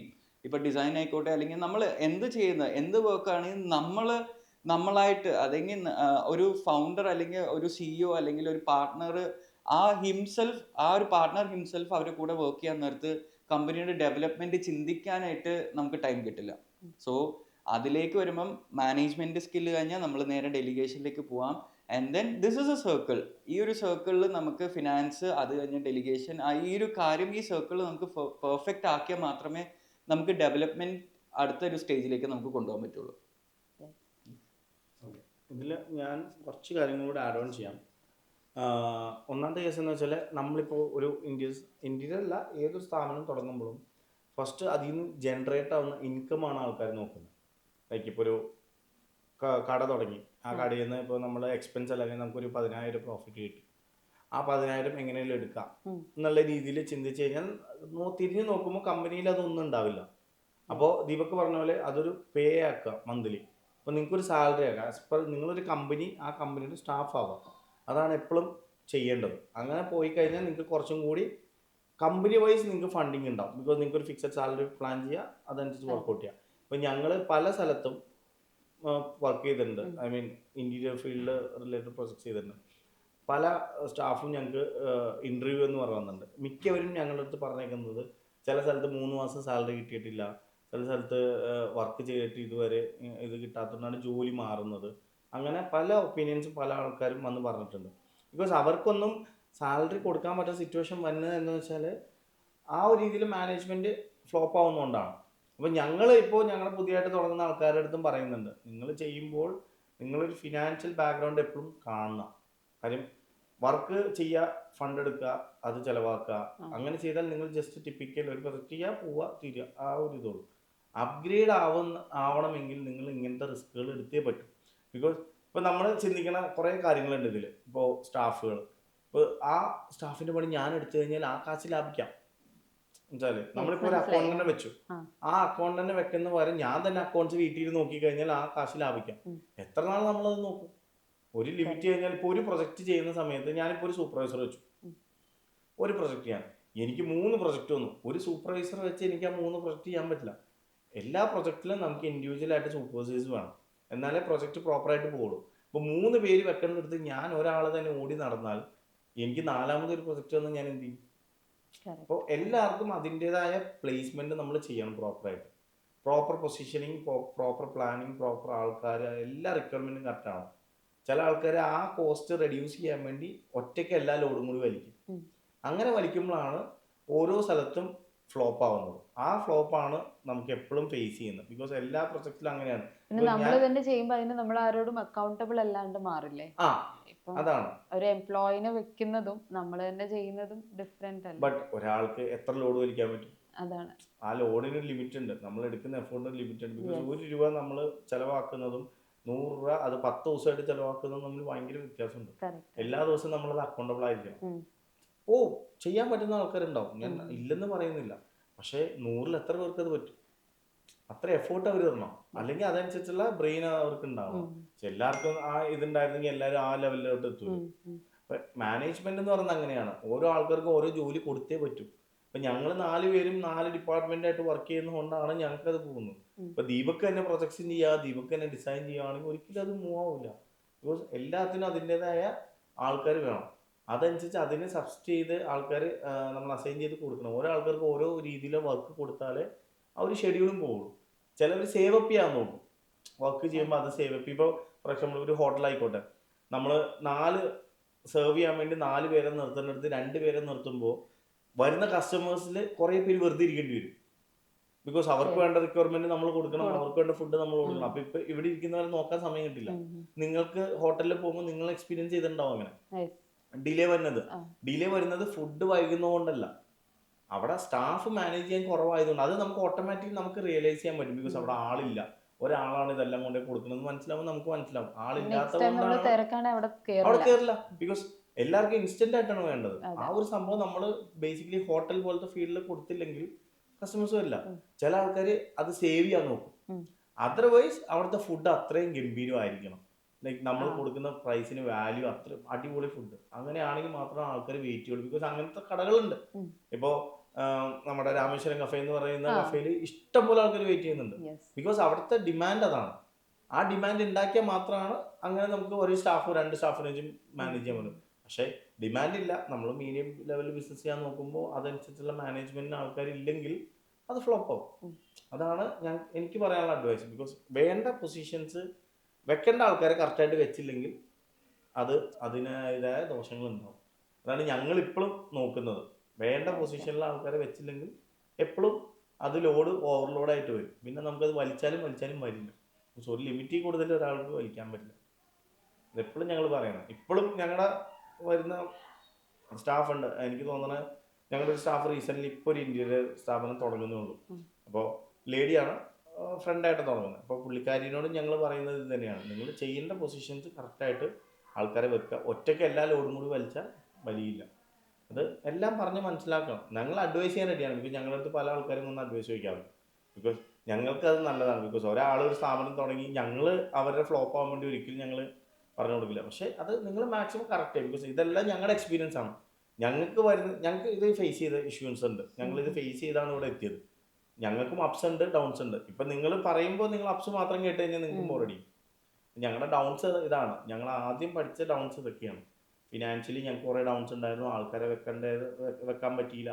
അതനുസരിച്ച് ഞങ്ങൾക്ക് കുറേ ബുദ്ധിമുട്ടുണ്ട്. പക്ഷേ ഒരു നാൾ ഞങ്ങളത് റിയലൈസ് ചെയ്തു, ഇങ്ങനെ പോയാൽ ശരിയാവില്ല. അപ്പോൾ അതനുസരിച്ച് ഞങ്ങൾ അതിനൊരു ചേഞ്ച് ചെയ്തു. ഓരോ ആൾക്കാരെ അതിനെ പൊസിഷനിൽ വെച്ചു. ഓരോ ആൾക്കാർ വേണ്ട ആ പൊസിഷനിൽ വേണ്ട ആൾക്കാരെ അതനുസരിച്ച് പ്ലേസ് ചെയ്തു. അപ്പോൾ കുറച്ചും കൂടി മാനേജ്മെൻറ്റ് ഈസിയായി. എല്ലാം ടൈമിൽ കിട്ടും, എല്ലാം പ്രോപ്പറാണ്, ഓർഗനൈസ്ഡ് ആയി. അപ്പം അങ്ങനെ വെക്കുമ്പോൾ കുറച്ചും കൂടി നമ്മുടെ വർക്കിംഗ് കൾച്ചർ മാറും. നമ്മളിടുന്ന പ്രഷർ കുറയും. പിന്നെ വർക്കുകൾ നല്ല രീതിയിൽ മൂവ് ആവും, സ്മൂത്ത് ആവും. അത് ഒറ്റയടിക്ക് പറ്റില്ല. ലൈക്ക് ഇപ്പോൾ 1 year കൊണ്ട് ചെയ്യേണ്ട പരിപാടി ചിലപ്പോൾ 5 years എടുക്കാം. ബട്ട് സ്റ്റിൽ നിങ്ങൾക്ക് ഫ്യൂച്ചറിൽ അത് ബെനിഫിറ്റ് ആവും. അതെപ്പോഴും ശ്രദ്ധിച്ചാൽ മതി.